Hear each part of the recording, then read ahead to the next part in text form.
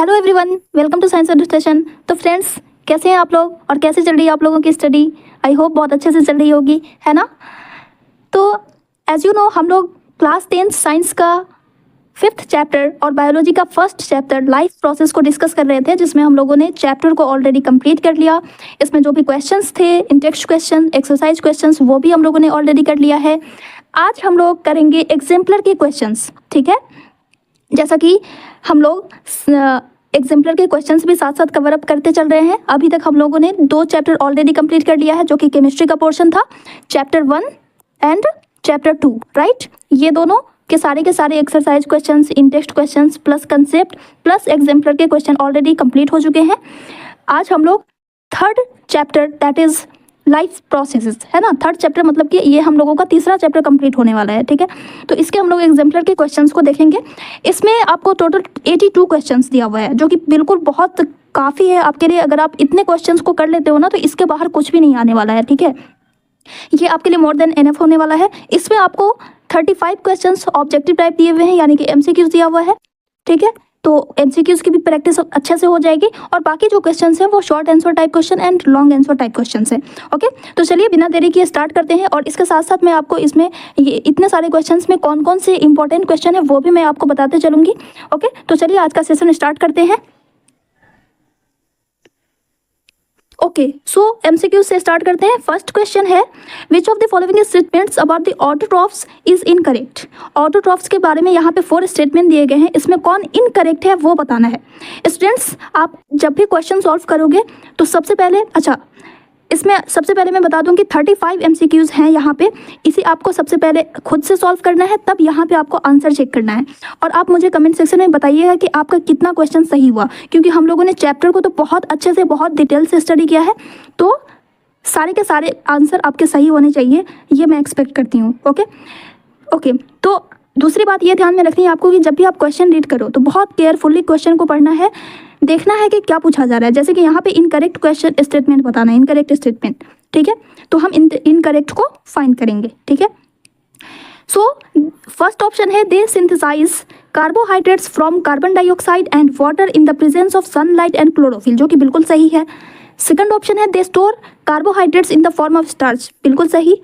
They convert carbon dioxide and water into carbohydrates in the absence of sunlight, ये incorrect है। Okay, fourth option देखते हैं, they constitute the first trophic level in food chain, ये भी बिल्कुल सही है।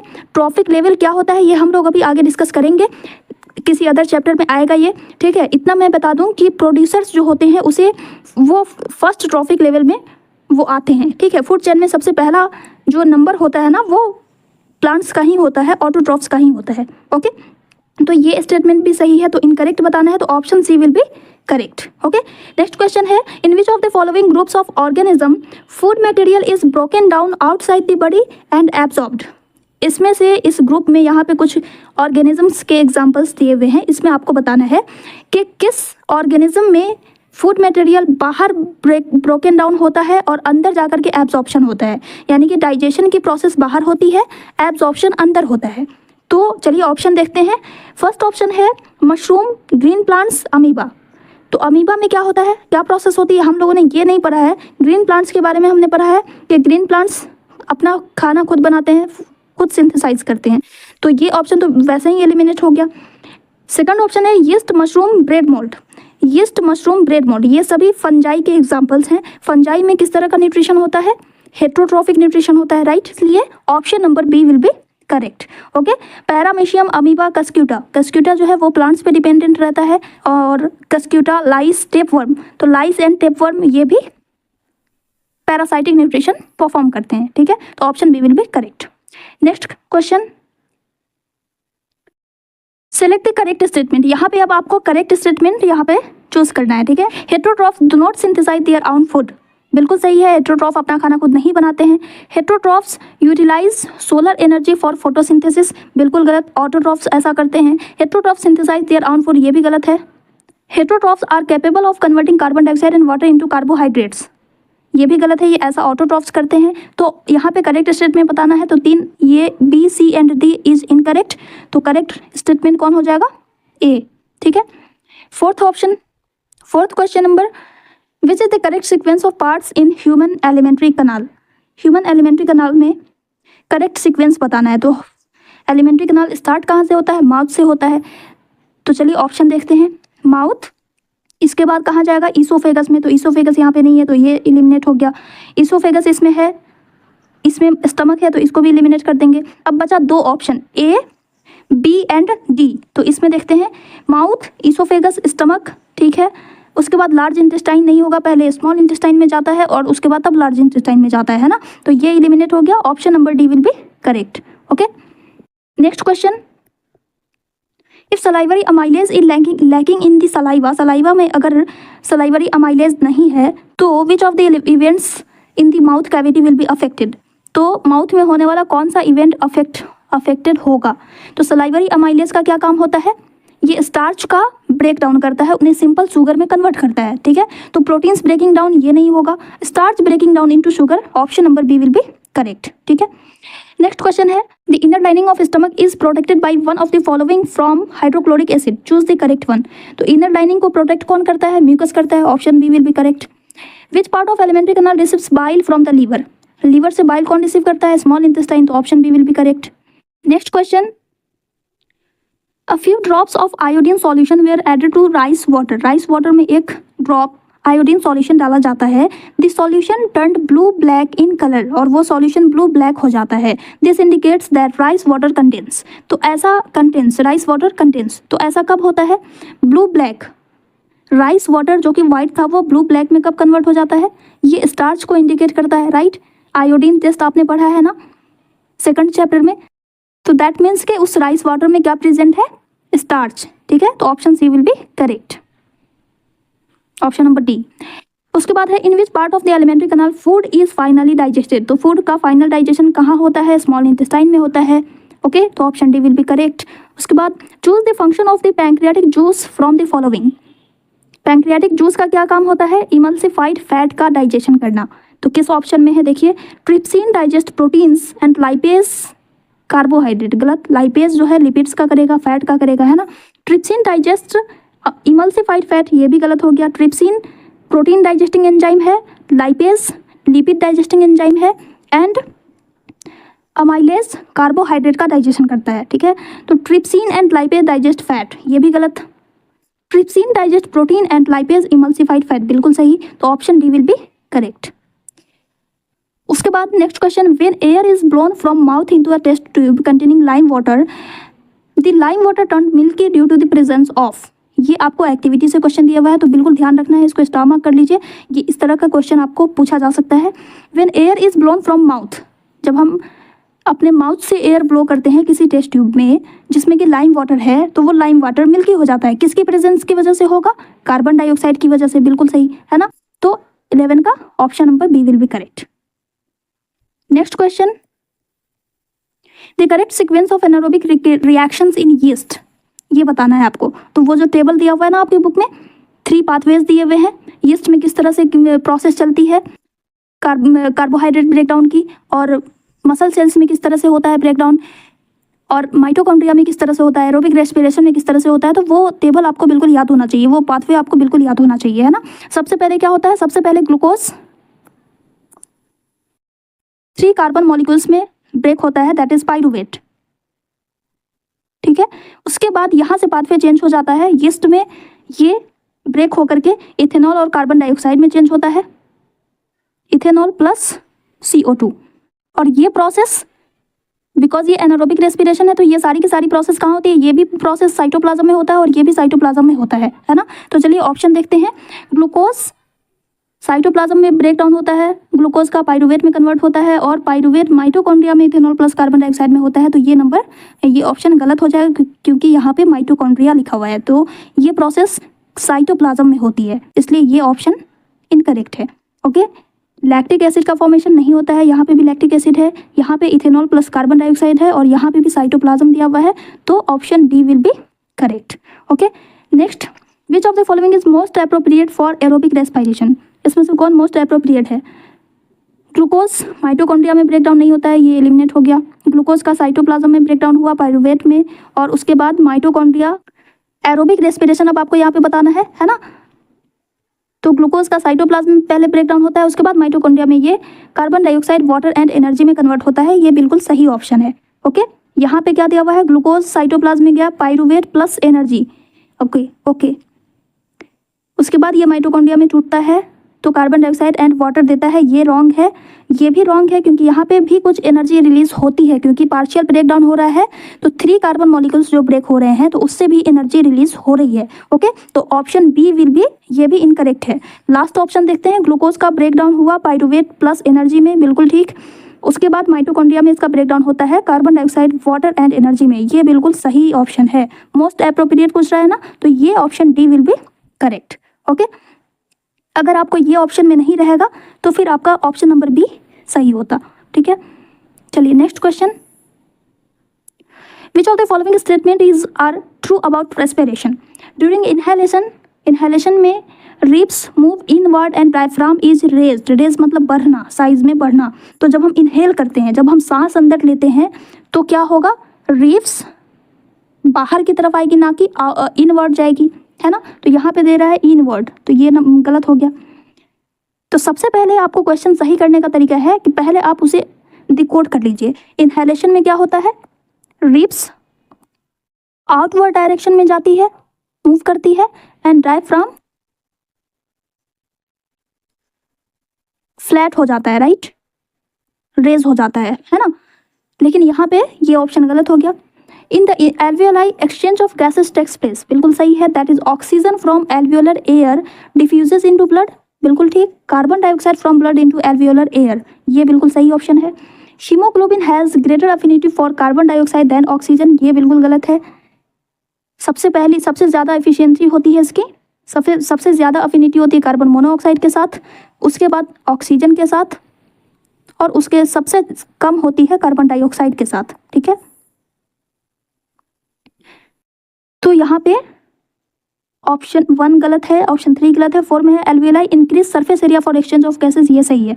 तो ऑप्शन नंबर 2 एंड 4 सही है। किस ऑप्शन में दिया हुआ है 2 and 4? Option number D. Next, which is the correct sequence of air passes during inhalation? Inhalation में एयर किस तरह से पास करता है उसका करेक्ट सीक्वेंस आपको बताना है। तो सबसे पहले नॉस्ट्रिल में जाता है, नॉस्ट्रिल में जाएगा, उसके बाद नेजल पैसेज में जाएगा। ओके, नेजल पैसेज नहीं दिया है यहाँ पे, चलिए नेजल पैसेज को स्किप करते हैं, आगे बढ़ते हैं। उसके बाद कहाँ जाएगा, पहले फेरिंग्स को क्रॉस करेगा तब लैरिंग्स को। ठीक है, तो ये ऑप्शन नहीं होगा। नेजल पैसेज ट्रैकिया, बिल्कुल गलत। लैरिंग्स नहीं, नॉस्ट्रिल, फेरिंग्स, फिर लैरिंग्स में, फिर ट्रैकिया में, फिर एल्वियोलाई में। तो option D will be correct. Okay, next question. During respiration exchange of gases takes place in, कहाँ पे गैसियस एक्सचेंज होता है? एल्वियोलाई में। किस में पाया जाता है एल्वियोलाई? लंग्स में, एल्वियोलाई ऑफ लंग्स। ओके, तो option number B will be correct. Okay, next question. Which of the following statement is true about heart? Heart के बारे में इसमें से कौन सा स्टेटमेंट सही है? ये हार्ट का 4 चैम्बर है, यहाँ पे बॉडी है, बॉडी के डिफरेंट पार्ट्स, और यहाँ पे लंग्स। ठीक है, ये है right atrium, right ventricle, left atrium, left ventricle. Okay, अब सबसे पहले यहाँ पे डीऑक्सीजनेटेड ब्लड आएगा राइट एट्रियम में, राइट एट्रियम से जाता है राइट वेंट्रिकल में, राइट वेंट्रिकल से निकल करके ये जाता है कहाँ? लंग्स के पास। कौन सा ब्लड है ये? Deoxygenated blood. ओके, उसके बाद फिर लंग्स से ब्लड आएगा लेफ्ट एट्रियम में, ऑक्सीजनेटेड ब्लड, फिर ये जाएगा लेफ्ट वेंट्रिकल में, और लेफ्ट वेंट्रिकल से ये वापस आता है कहाँ? बॉडी के पास। ठीक है, कुछ इसी तरह का फ्लो होता है। तो यहाँ पे डीऑक्सीजनेटेड ब्लड कौन रिसीव कर रहा है? राइट एट्रियम, है ना।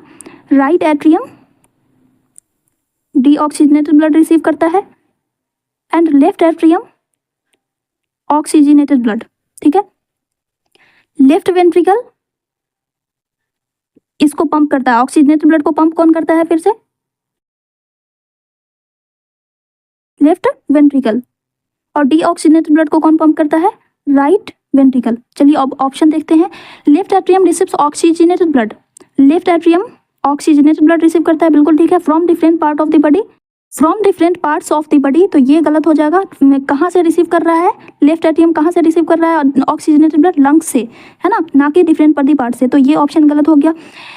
Second option, left atrium left ventricle pumps oxygenated blood to different body parts, left ventricle oxygenated blood को डिफरेंट बॉडी पार्ट्स में पुश करता है, बिल्कुल सही है। While right ventricle pumps deoxygenated blood to lungs, right ventricle कहाँ pump करता है इसे, लंग्स के पास, तो ये ऑप्शन बिल्कुल सही है। Next option, left atrium transfer oxygenated blood to right ventricle which send it to different body part, left atrium ये ट्रांसफर करता है लेफ्ट वेंट्रिकल को कौन सा blood, oxygenated blood, which send it to different body part, ये भी सही है। Right atrium receives deoxygenated blood, right atrium receives deoxygenated blood from different body parts, while left ventricle है यहाँ पे pumps oxygenated blood to different parts of the body, ये भी सही है। तो ऑप्शन नंबर 2, 3 एंड 4 सही है। ओके, थर्ड ऑप्शन में दिया हुआ है left atrium transfer oxygenated blood to right ventricle, नहीं होगा, यहाँ पे लेफ्ट होना चाहिए, तो option number 3 will be incorrect. 2 and 4 सही है, तो option number C is correct. ठीक है, ये क्वेश्चन काफी इंपॉर्टेंट है, इसकी आप लोगों को बहुत अच्छे से प्रैक्टिस होनी चाहिए। फिर से एक बार देख लेते हैं। ट्रू स्टेटमेंट बताना है, left atrium receives oxygenated blood.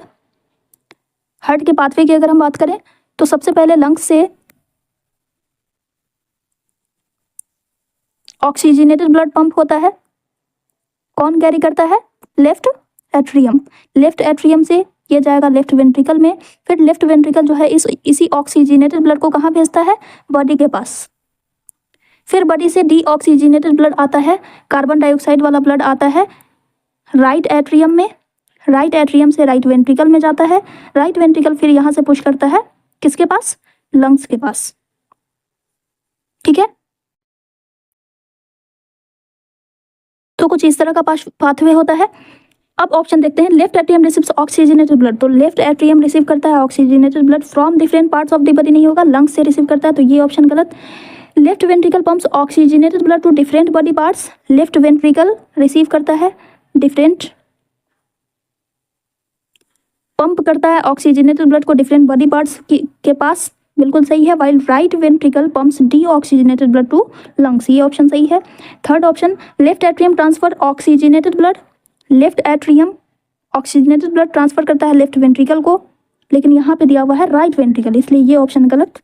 Next, right atrium receives deoxygenated blood, right atrium receives deoxygenated blood, ठीक है, बिल्कुल सही है, from different body parts, while left ventricle pumps oxygenated blood to different body part, ये भी सही है, तो ऑप्शन नंबर 2 एंड 4 करेक्ट है, इसलिए option number C will be correct. Next question है, what prevents back flow of blood inside the heart during contraction, तो back flow से कौन प्रोटेक्ट करता है, वेल्व्स इन हार्ट, तो option A will be correct. Okay, next question, single circulation that is blood flows through the heart only once during one cycle of passes through the body is exhibited by, single circulation किसमें होता है, तो आपको याद होना चाहिए कि fishes में 2 चैम्बर्ड हार्ट होते हैं, इसमें सिंगल सर्कुलेशन होता है। इसके बाद एम्फीबियंस एंड रेप्टाइल्स, इन दोनों में पार्शियल डबल सर्कुलेशन होता है और 3 चैम्बर्ड हार्ट होते हैं, राइट। एंड लास्ट में आ जाती है आपकी कैटेगरी बर्ड्स एंड मैमल्स की, तो इन दोनों में होता है 4 चैम्बर्ड हार्ट और डबल सर्कुलेशन होता है, ठीक है। तो इनमें भी डबल सर्कुलेशन होता है और इसमें भी डबल सर्कुलेशन होता है, तो इसलिए एम्फीबियंस, रेप्टाइल्स, बर्ड्स, मैमल्स, इनकी कोई भी कैटेगरी नहीं होगी, कोई भी एग्जांपल नहीं होगा।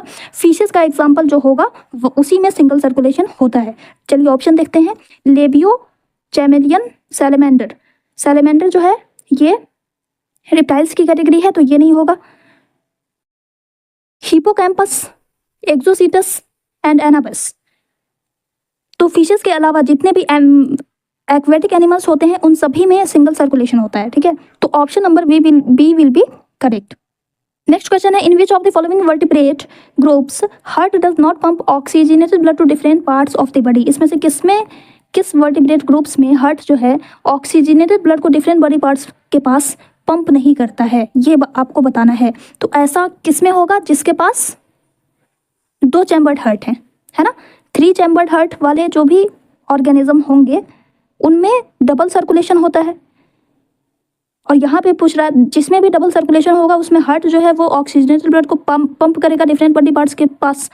तो इस ऑप्शन में आपको सिर्फ और सिर्फ फिशेस को छोड़ करके बाकी कोई भी ऑप्शन नहीं हो सकता है। तो फिशेस किस में है? पाइसेस, जिसे हम कहते हैं पाइसेस। पाइसेस एंड एम्फीबियन नहीं होगा, एम्फीबियन रिप्टाइल्स नहीं होगा, एम्फीबियंस ओनली नहीं होगा, सिर्फ और सिर्फ पाइसेस होगा। Option D will be correct. Next, choose the correct statement that describe arteries. Arteries का क्या काम है? हार्ट से दूर ले जाती है ब्लड को, हार्ट से दूर ले जाती है ब्लड को, है ना। एंड बिकॉज ये हार्ट से डायरेक्ट रिसीव करती है ब्लड को, ऑक्सीजनेटेड ब्लड को रिसीव करती है, इसलिए आर्टरीज की जो वॉल होती है वो क्या होती है? थिक होती है एंड इलास्टिक होती है ना। एंड इसमें ब्लड प्रेशर की कैसा होता है? बिल्कुल हाई होता है, क्योंकि जस्ट ये रिसीव कर रही है हार्ट से ब्लड को, तो बहुत फ्लो में ब्लड फ्लो करता है, इसलिए ब्लड प्रेशर हाई होता है। और इसी ब्लड प्रेशर को झेलने के लिए इसकी वॉल थिक होती है, ठीक है। अब ऑप्शन देखते हैं। दे हैव थिक इलास्टिक वॉल्स, बिल्कुल सही। Blood flows under high pressure, बिल्कुल सही। Collect blood from different organ नहीं होगा, ये गलत है। Second, they have thin wall, ये भी एलिमिनेट हो गया। दे have thick elastic wall, blood flows under low pressure, ये भी गलत। लो प्रेशर में बिल्कुल फ्लो नहीं करता है, हाई प्रेशर होगा, है ना। They have thick elastic walls without valves, बिल्कुल सही। Blood flows under high pressure, बिल्कुल सही है। And carry blood away from the heart to different parts of the body, तो option D will be correct. तो ये सारे जो भी एमसीक्यूज दिए हुए हैं ना, ये बहुत इंपॉर्टेंट है, इसकी आप लोग अच्छे से प्रैक्टिस कीजिएगा, ठीक है। नेक्स्ट क्वेश्चन देखते हैं। The filtration unit of kidneys are called nephrons, तो option D will be correct. देखिए यहाँ पे कंफ्यूज करने के लिए आपको इस तरह का मिला मिला सा ऑप्शन दे सकता है। यूरेटर है, यूरेथ्रा है, न्यूरॉन्स है, नेफ्रॉन्स है। तो न्यूरॉन ये ब्रेन का होता है, ठीक है। नेफ्रॉन ध्यान रखना है, नेफ्रॉन होगा, ठीक है। Oxygen liberated during photosynthesis comes from, oxygen liberated during photosynthesis comes from, ये कहाँ से आता है ये पूछा जा रहा है। तो वाटर के ब्रेक डाउन से ऑक्सीजन बनता है ना। तो option A will be correct, ठीक है।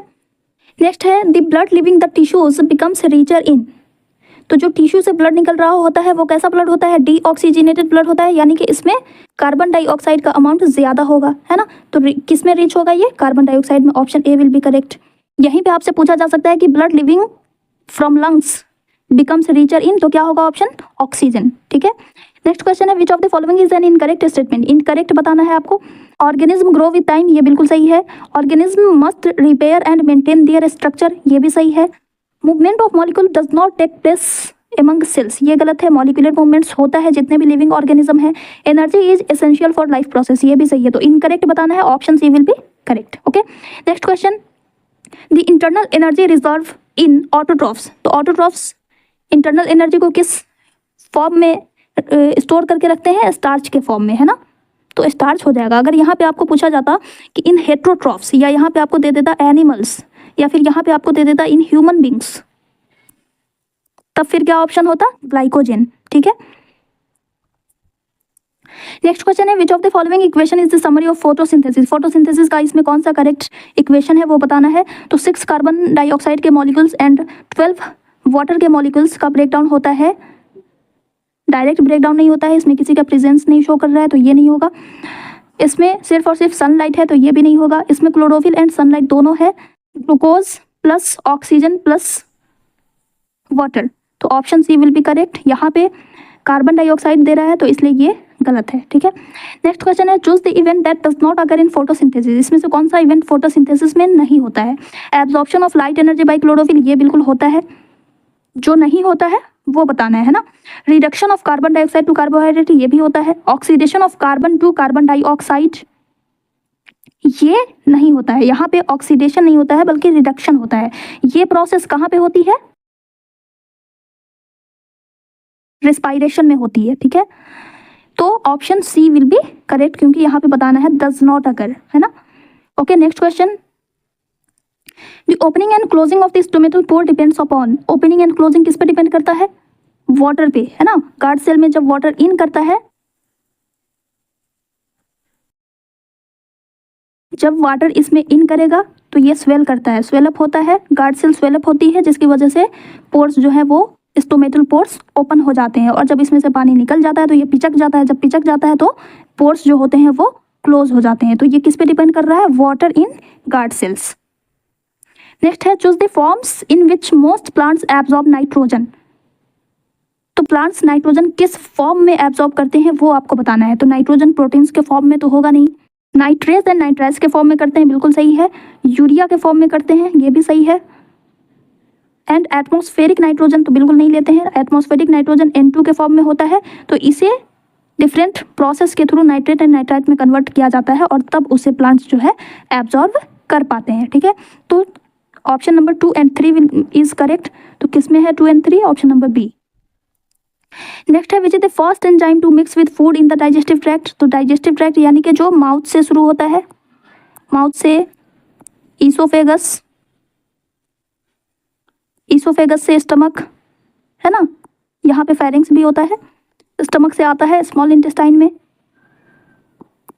स्मॉल इंटेस्टाइन से लार्ज इंटेस्टाइन में, ओके। तो सबसे पहला एंजाइम कौन सा होता है? अमाइलेज होता है, जो कि सलाइवा से सिक्रीट होता है, तो अमाइलेज हो जाएगा। Next question, which of the following statement is correct? Pyruvate can be converted into ethanol and carbon dioxide by yeast, बिल्कुल सही है। Fermentation takes place in aerobic bacteria, नहीं, ये गलत है, एरोबिक में नहीं होता, एनारोबिक बैक्टीरिया में होता है। Fermentation takes place in mitochondria, ये भी गलत है, साइटोप्लाज्म में होता है fermentation. Fermentation is a form of anaerobic respiration, ये सही है। तो ऑप्शन 1 एंड 4 करेक्ट है। किसमें है ये option 1 and 4? Option number C. Lack of oxygen in muscles often lead to cramps among cricketers, this results due to. तो cramps किसकी वजह से होता है? Conversion of pyruvate to lactic acid, है ना। तो option D will be correct. Choose the correct path of urine in our body. तो यूरिन का फ्लो किस तरह से होता है? सबसे पहले किडनी में इसका फॉर्मेशन हुआ, किडनी से ये बढ़ती है आगे कलेक्टिंग डक्ट में, कलेक्टिंग डक्ट इसको भेजता है यूरेटर में, यूरेटर से यूरिनरी ब्लैडर में, और यूरिनरी ब्लैडर से ये आ जाता है यूरेथ्रा, यूरेथ्रा के थ्रू इसे एक्सक्रीट आउट कर दिया जाता है। तो ये सीक्वेंस किस में दिया हुआ है? किडनी, यूरेटर, यूरेथ्रा, ये गलत है। किडनी से यूरिनरी ब्लैडर, ये भी गलत है। किडनी से यूरेटर्स में, फिर यूरिनरी ब्लैडर में, फिर यूरेथ्रा में। Option C will be correct, ठीक है। Next question, during deficiency of oxygen in tissues of human beings pyruvic acid is converted into lactic acid in the.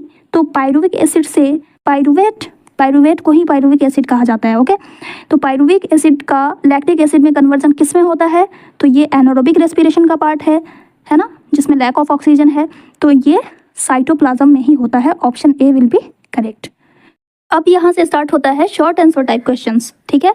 तो इसमें पहला क्वेश्चन दिया हुआ है, name the following the process in plants that links light energy with chemical energy. ये बहुत ही important है फ्रेंड्स। जो भी क्वेश्चन जिस तरह से अपना वेटेज रखते हैं, जो इंपॉर्टेंस लगा मुझे, उस पर मैंने स्टार मार्क कर दिया है। तो आप वहाँ से उन सारे क्वेश्चन को बहुत अच्छे से देखिएगा जिसमें भी स्टार मार्क किया हुआ है, ठीक है। इसमें जो भी लॉन्ग आंसर टाइप क्वेश्चन आएंगे, लॉन्ग आंसर में सारे के सारे क्वेश्चन बहुत ही इंपॉर्टेंट है, उसकी बहुत अच्छे से आपको प्रैक्टिस करनी है। और साथ ही साथ बायोलॉजी में आपको फिगर भी, साथ साथ फिगर की भी प्रैक्टिस करनी है। डायग्राम बहुत अच्छे से आपको बनाने आना चाहिए, okay. So the process in plants that links light energy with chemical energy. तो इस प्रोसेस का क्या नाम है जो लाइट एनर्जी को केमिकल एनर्जी में कन्वर्ट करता है? This is called photosynthesis, right.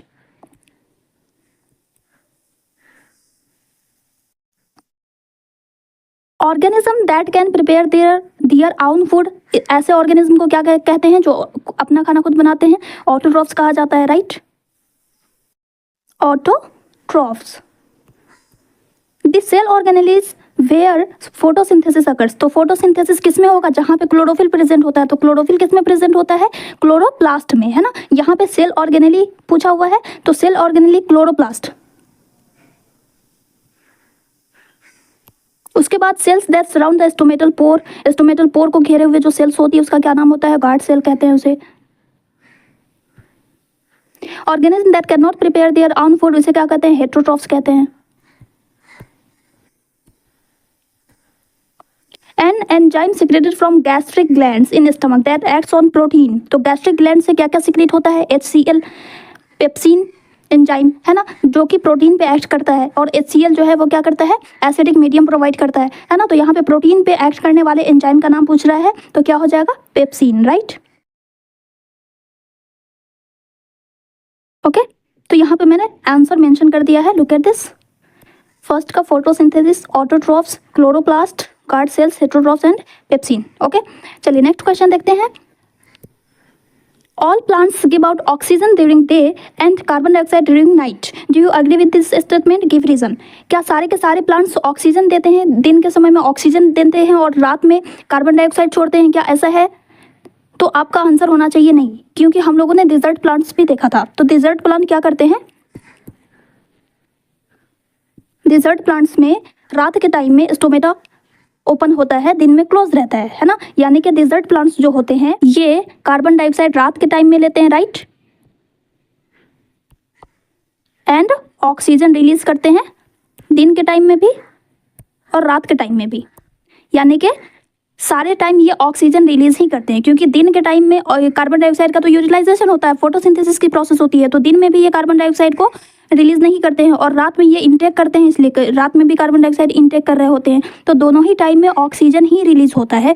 इसलिए यहाँ पे पूछा जा रहा है कि यहाँ पे कहा जा रहा है इस स्टेटमेंट में कि all plants give out carbon dioxide during night. तो ये स्टेटमेंट तो गलत हो गया, है ना, क्योंकि ये डिजर्ट प्लांट तो ऐसे हैं जो कि रात में भी और दिन में भी दोनों टाइम में ऑक्सीजन ही गिव आउट कर रहे हैं। तो we are not agree with this statement, है ना, we don't agree with this statement. Reason क्या है? एक रीज़न तो ये हो गया और दूसरा रीज़न ये हो जाएगा कि जब प्लांट्स, जितने भी प्लांट्स हैं नॉर्मली डिजर्ट प्लांट को छोड़ करके बाकी जितने भी प्लांट्स हैं उनमें जो रेस्पायरेशन की प्रोसेस होती है, तो रेस्पायरेशन की प्रोसेस में क्या होता है, ये ऑक्सीजन रिलीज कर रहे होते हैं ऑल टाइम, है ना, ऑक्सीजन रिलीज कर रहे होते हैं all time and carbon dioxide intake कर रहे होते हैं, रिसीव कर रहे होते हैं ऑल टाइम। रेस्पायरेशन की प्रोसेस तो हमेशा चल रही होती है, 24 आवर्स चल रहा होता है ना। तो 24 आवर्स में ये कार्बन डाइऑक्साइड तो छोड़ ही रहे हैं, या तो दिन हो या तो रात हो। सिर्फ ऐसा तो नहीं है कि ये सिर्फ और सिर्फ रात में ही कार्बन डाइऑक्साइड छोड़ रहे हैं। हाँ, ये है कि ये दिन में जो कार्बन डाइऑक्साइड छोड़ते हैं वो वापस से फोटोसिंथेसिस की प्रोसेस में यूज़ कर लिए जाते हैं, लेकिन ऐसा तो नहीं है कि सिर्फ और सिर्फ रात में ही ये कार्बन डाइऑक्साइड छोड़ते हैं। इसलिए ये दो रीज़न है जिससे हम ये इस स्टेटमेंट से हम अग्री नहीं करते हैं, ठीक है। तो आंसर किस तरह से लिखेंगे? No, I am not agree with this statement because reason one है plants respire every time and give out carbon dioxide all the time but photosynthesis occurs only in the presence of sunlight. यानी कि दिन में photosynthesis होता है, इसीलिए carbon dioxide को दिन के टाइम में एब्जॉर्ब कर लिया जाता है और ऑक्सीजन को दिन के टाइम में छोड़ दिया जाता है ना। लेकिन ये कार्बन डाइऑक्साइड रात में भी छोड़ते हैं। तो एक रीजन ये हो गया। दूसरा reason, desert plants take in carbon dioxide at night and give out oxygen all the time. दिन में भी ये ऑक्सीजन ही छोड़ते हैं, रात में भी ये ऑक्सीजन ही छोड़ते हैं। तो इन दोनों स्टेटमेंट से हम इस बात को अग्री नहीं करते हैं। सेकंड क्वेश्चन दिया हुआ है, how do the guard cells regulate opening and closing of stomatal pores. ये बहुत ही इंपॉर्टेंट है। लुक एट दिस, यहाँ पे 3 स्टार्स है, तो ये बहुत ही इंपॉर्टेंट है, इसकी अच्छे से आप लोग प्रैक्टिस कीजिएगा। ओके, गार्ड सेल की ओपनिंग क्लोजिंग किस तरह से होती है? तो गार्ड सेल्स में जब वाटर इन करता है तब उसमें ऑस्मोटिक प्रेशर क्रिएट होता है, इसकी वजह से वो स्वेल कर जाता है और स्वेल करता है तो स्टोमेटल पोर्स जो होते हैं वो ओपन हो जाते हैं। और जैसे ही वाटर एग्जिट होता है उस गार्ड सेल से तो स्टोमेटल पोर्स जो है वो क्लोज हो जाते हैं बिकॉज ऑफ दिस श्रिंकेज, है ना। गार्ड सेल श्रिंक कर जाएगा यानी सिकुड़ जाता है, सिकुड़ेगा तो स्टोमेटल पोर जो है वो क्लोज हो जाएंगे, ठीक है। तो यहाँ पे आंसर है, आप यहाँ से गो थ्रू कर सकते हैं। Okay, next question, 2 green plants are kept separately in oxygen free containers. 2 container में 2 प्लांट रखे हुए हैं और वो ऑक्सीजन फ्री कंटेनर है, यानी कि उस कंटेनर में ऑक्सीजन नहीं है। ओके, इसमें आपको प्लांट रखा हुआ है,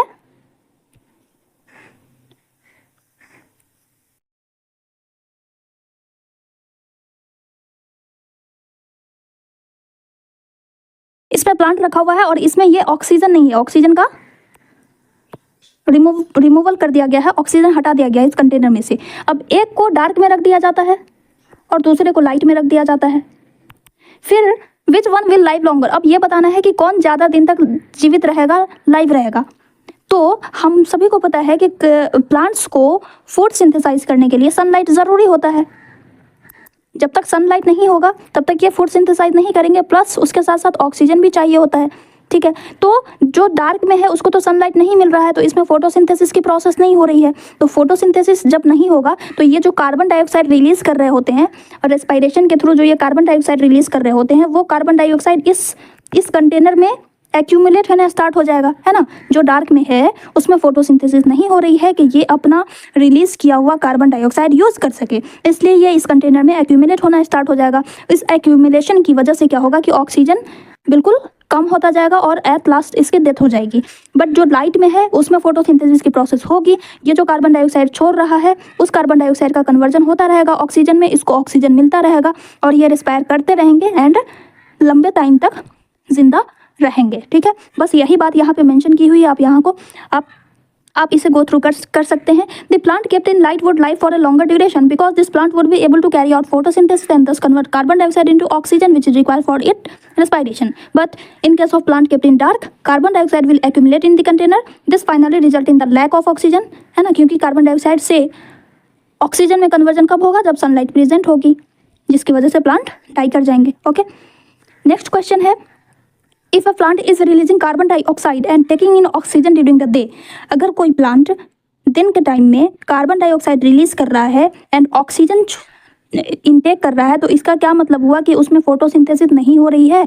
ये क्या कह रहा है कि डे के टाइम में प्लांट्स क्या कर रहे हैं, कार्बन डाइऑक्साइड रिलीज कर रहे हैं एंड ऑक्सीजन इनटेक कर रहे हैं। तब इसमें बताना है कि क्या फोटोसिंथेसिस नहीं हो रही है। तो दिन के टाइम में ऑक्सीजन रिलीज करने का मतलब है कि या तो इसमें बिल्कुल ही फोटोसिंथेसिस नहीं हो रही है, क्योंकि अगर फोटोसिंथेसिस होती तो ये दिन के टाइम में क्या करते, इस कार्बन डाइऑक्साइड को यूज कर लेते इस फोटोसिंथेसिस में, है ना। तो ये तो रिलीज कर रहे हैं कार्बन डाइऑक्साइड रिलीज कर रहे हैं, दैट मीन्स कि या तो उसमें फोटोसिंथेसिस नहीं हो रही है या फिर बिल्कुल रेट इसकी एकदम स्लो है, फोटोसिंथेसिस की रेट इतनी स्लो है कि उसे हम काउंट नहीं कर पा रहे हैं। बस यही दो रीजन हो सकता है। Okay, so the answer will B, if a plant is releasing carbon dioxide and taking in oxygen during the day, this means that either photosynthesis is not taking place or its rate is very slow. Okay, अब इस answer को justify भी करना है, तो justify करने के लिए हम ये स्टेटमेंट देंगे कि normally during the day carbon dioxide release during respiration is used up in photosynthesis, जो वो छोड़ते हैं कार्बन डाइऑक्साइड उसको फोटोसिंथेसिस में यूज कर लेते हैं, इसीलिए कार्बन डाइऑक्साइड का रिलीज नहीं होता है दिन के टाइम में, उसके जगह पर ऑक्सीजन रिलीज होता है दिन के टाइम में, है ना। तो यही रीजन है, इसे हम इस तरह से जस्टिफाई कर देंगे। नेक्स्ट क्वेश्चन है, why do fishes die when taken out of water. जैसे ही हम पानी में से मछली को बाहर निकालते हैं वो मर जाती है, ऐसा क्यों होता है, इसका रीजन बताना है। तो हम सभी को पता है कि जितने भी एक्वेटिक एनिमल्स हैं, जितने भी एक्वेटिक एनिमल्स हैं ये डिजॉल्व्ड ऑक्सीजन इनहेल करते हैं, और डिजॉल्व्ड ऑक्सीजन को इनटेक करने के लिए इनके पास एक स्पेशल ऑर्गन होता है जिसे हम कहते हैं गिल्स। अब ये गिल्स की स्पेशलिटी होती है कि ये सिर्फ और सिर्फ डिजॉल्व्ड ऑक्सीजन को ही इनटेक कर पाता है। इसके पास वो खासियत नहीं होती है कि ये एयर में जो प्रेजेंट है, जो गैसियस ऑक्सीजन है, इस गैसियस ऑक्सीजन को ये इनटेक नहीं कर पाता है। तो जैसे ही हम फिशेस को या किसी भी एक्वेटिक एनिमल्स को पानी से बाहर निकालेंगे, वो एटमॉस्फेयर में जो प्रेजेंट ऑक्सीजन है, जो गैसियस फॉर्म में है, उसको तो इंटेक नहीं कर पाएगा, तो सांस ही नहीं ले पाएगा, जिसकी वजह से इसकी डेथ हो जाती है। तो बस यही रीजन बता देना है। Okay, fishes respire through their gills. Gills are richly supplied with blood capillaries and can only absorb oxygen dissolved in water. Since fishes cannot take in gaseous oxygen present outside the water, therefore they die soon after taking out of water. Okay, next question. Differentiate between an autotroph and a heterotroph. Friends, इस series में जितने भी differentiate करने वाले question हैं उसको आप लोग बहुत अच्छे से देखिएगा, क्योंकि डिफरेंशिएशन से बहुत अच्छा क्वेश्चन सब आता रहता है, कुछ भी पूछा जा सकता है। तो जितने भी इसमें आपको डिफरेंशिएट बिटवीन वाले क्वेश्चन मिलेंगे, डिफरेंशिएट करने वाले क्वेश्चन मिलेंगे, उसको आप लोग बहुत अच्छे से प्रिपेयर कीजिएगा। ठीक है, ओके। तो यहाँ पे ऑटोट्रॉफ एंड हेटरोट्रॉफ में डिफरेंस बताना है। तो सबसे पहले तो हम इसके डेफिनेशन से इन दोनों में डिस्टिंग्विश करेंगे। ऑटोट्रॉफ्स कैसे ऑर्गेनिज्म होते हैं जो कि अपना खाना खुद बनाते हैं। हेटरोट्रॉफ्स वो ऑर्गेनिज्म होते हैं जो कि दूसरे पर डिपेंडेंट होते हैं, जैसे कि हम लोग प्लांट्स पे डिपेंडेंट हैं, अदर एनिमल्स पे डिपेंडेंट हैं, राइट। इसीलिए बिकॉज ये अपना खाना खुद बनाते हैं, इसलिए इन्हें प्रोड्यूसर कहा जाता है, प्रोड्यूस करने वाले प्रोड्यूसर। और ये जो प्रोड्यूस करते हैं उसको हम लोग कंज्यूम करते हैं, खपत करते हैं, खाते हैं, इसीलिए हमें हेटरोट्रॉफ्स को कंज्यूमर कहा जाता है। ऑटोट्रॉफ्स एनर्जी कहाँ से रिसीव करते हैं, या तो सनलाइट से करेंगे या तो केमिकल से करेंगे। इसी के बेसिस पे इन्हें दो कैटेगरी में डिवाइड किया जाता है, फोटो ऑटोट्रॉफ जो सनलाइट से एनर्जी गेन करते हैं, एंड केमिकल से एनर्जी गेन करने वालों को कीमो ऑटोट्रॉफ्स कहा जाता है। हेटरोट्रॉफ्स ऑर्गेनिक मैटर से एनर्जी गेन करते हैं। ये तीन टाइप के होते हैं, सैप्रोफाइटिक, पैरासाइटिक और होलोजोइक। ठीक है, एग्जाम्पल की बात करें तो ऑटोट्रॉफ्स किन में होता है? ऑटोट्रॉफिक न्यूट्रिशन किस में होता है? ग्रीन प्लांट्स एंड कुछ बैक्टीरिया जैसे कि साइनोबैक्टीरिया में होता है। हेटरोट्रॉफिक न्यूट्रिशन किस में होता है? एनिमल्स में होता है, सम प्लांट्स में होता है और फंजाई में होता है। बस इतना डिस्टिंग्विश कर देना है आपको, ठीक है। Next question, is nutrition a necessity for an organism? क्या न्यूट्रिशन एक आवश्यकता है, एक ज़रूरत है? तो बिल्कुल, जब तक हमें न्यूट्रिशन नहीं मिलेगा हम सर्वाइव ही नहीं कर पाएंगे, क्योंकि न्यूट्रिशन से ही हमें एनर्जी मिलती है, और जब तक हमें एनर्जी नहीं मिलेगी हम डिफरेंट फंक्शन परफॉर्म नहीं कर पाएंगे, और इसका इफेक्ट डिफरेंट लाइफ प्रोसेसेस पर भी पड़ेगा। तो इसीलिए न्यूट्रिशन एक बहुत ही ज़रूरी लाइफ प्रोसेस है, ठीक है। Yes, nutrition is a necessity for an organism. This is because all the living organisms need energy to perform various life processes and they get this energy from food. And food को intake करने की process को ही nutrition कहा जाता है. Thus, for obtaining food, nutrition is the basic requirement of all living organisms. Okay. Next question, what would happen if green plants disappear from earth? अगर अर्थ से, इस पूरे अर्थ से ग्रीन प्लांट्स को हटा दिया जाए, बिल्कुल डिसअपियर हो जाए, तब क्या होगा? तो as we know, green plants ये प्रोड्यूसर्स होते हैं और यही फूड सिंथेसाइज करते हैं, तो इसी पे कंज्यूमर डिपेंडेंट होते हैं, राइट। तो अगर प्रोड्यूसर ही नहीं रहेगा तो कंज्यूमर सर्वाइव नहीं कर पाएंगे, इनका सर्वाइवल मुश्किल हो जाएगा, है ना, इनका सर्वाइवल नहीं हो पाएगा। एज अ रिजल्ट क्या होगा कि अर्थ पे कोई भी ऑर्गेनिज्म सर्वाइव नहीं कर पाएंगे, ऑर्गेनिज्म का सर्वाइवल एक्सटिंक्ट हो जाएगा, एक्सटिंक्शन हो जाएगी अर्थ पे, ठीक है। तो आंसर हो जाएगा green plants are the sources of energy for all the living organism. सिर्फ और सिर्फ यही एक सोर्स है जिससे कि सारे के सारे लिविंग ऑर्गेनिज्म एनर्जी गेन करते हैं। ऑल ऑर्गेनिज्म डायरेक्टली और इनडायरेक्टली इन्हीं पे डिपेंडेंट होते हैं फूड के लिए, जैसे कि हम लोग इन्हीं से मटेरियल लेते हैं और हम अपना फूड सिंथेसाइज करते हैं बाहर आउटसाइड में, है ना। So if all green plant disappear from the earth, all the herbivores will die. Herbivores dependent होते हैं इस पे, तो वो डाई कर जाएंगे, और हम डिपेंडेंट होते हैं हर्बीवोरस पे, तो हर्बीवोरस के डेथ हो जाने के बाद कार्निवोरस भी सर्वाइव नहीं कर पाएंगे, एंड एट लास्ट क्या होगा? एक्सटिंक्शन हो जाएगी। एक्सटिंक्शन मतलब बिल्कुल पूरा समाप्त हो जाना, विलुप्त हो जाना, यहाँ जीवन खत्म ही हो जाएगा अर्थ पर से, ठीक है। Next question, leaves of a healthy potted plant were coated with Vaseline. कोई एक हेल्दी पॉटेड प्लांट है, उसकी लीव्स को वैसलीन से कोटेड कर दिया गया है। अब जैसे कि ये लीफ है,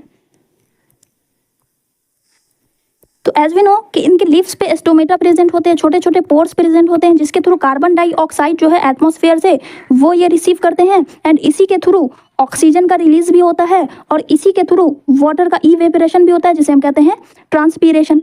तो अगर इस पे वैसलीन लगा दिया जाएगा तो इनके जो पोर्स हैं, स्टोमेटा जो है वो तो क्लोज हो जाएगा। तो स्टोमेटा अगर क्लोज हो गया तो ना तो गैसियस एक्सचेंज हो पाएगा और ना ही ट्रांसपीरेशन हो पाएगा। तो बस यही बताना है कि will this plant remain healthy for long. क्या ये प्लांट ऐसा कर देने के बाद क्या ये हेल्दी रह पाएंगे? तो हेल्दी नहीं रह पाएंगे, क्योंकि ये कार्बन डाइऑक्साइड को जब तक इंटेक नहीं करेंगे तब तक इनमें फोटोसिंथेसिस की प्रोसेस नहीं होगी। Plants will not gate oxygen for respiration. Respire करने के लिए ऑक्सीजन भी नहीं ले पाएंगे, कार्बन डाइऑक्साइड भी नहीं ले पाएंगे फोटोसिंथेसिस के लिए। और इसके अलावा अगर यहाँ से ट्रांसपीरेशन नहीं हो रहा है तो जड़ से जो पानी जाता है इस प्लांट में ऊपर लीफ तक पहुंच रहा है ट्रांसपीरेशन की वजह से ही, वो भी नहीं हो पाएगा, अपवर्ड मूवमेंट भी नहीं हो पाएगा due to lack of transpiration. तो ये 3 मेजर रीजन है जिसकी वजह से प्लांट हेल्दी नहीं रह पाएंगे।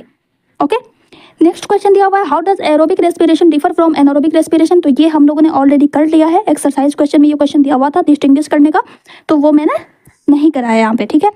चलिए next question, match the words of column A with that of column B. आपको यहाँ पे मैचिंग करना है। फ्लोएम, फ्लोएम का क्या काम होता है? Translocation of food.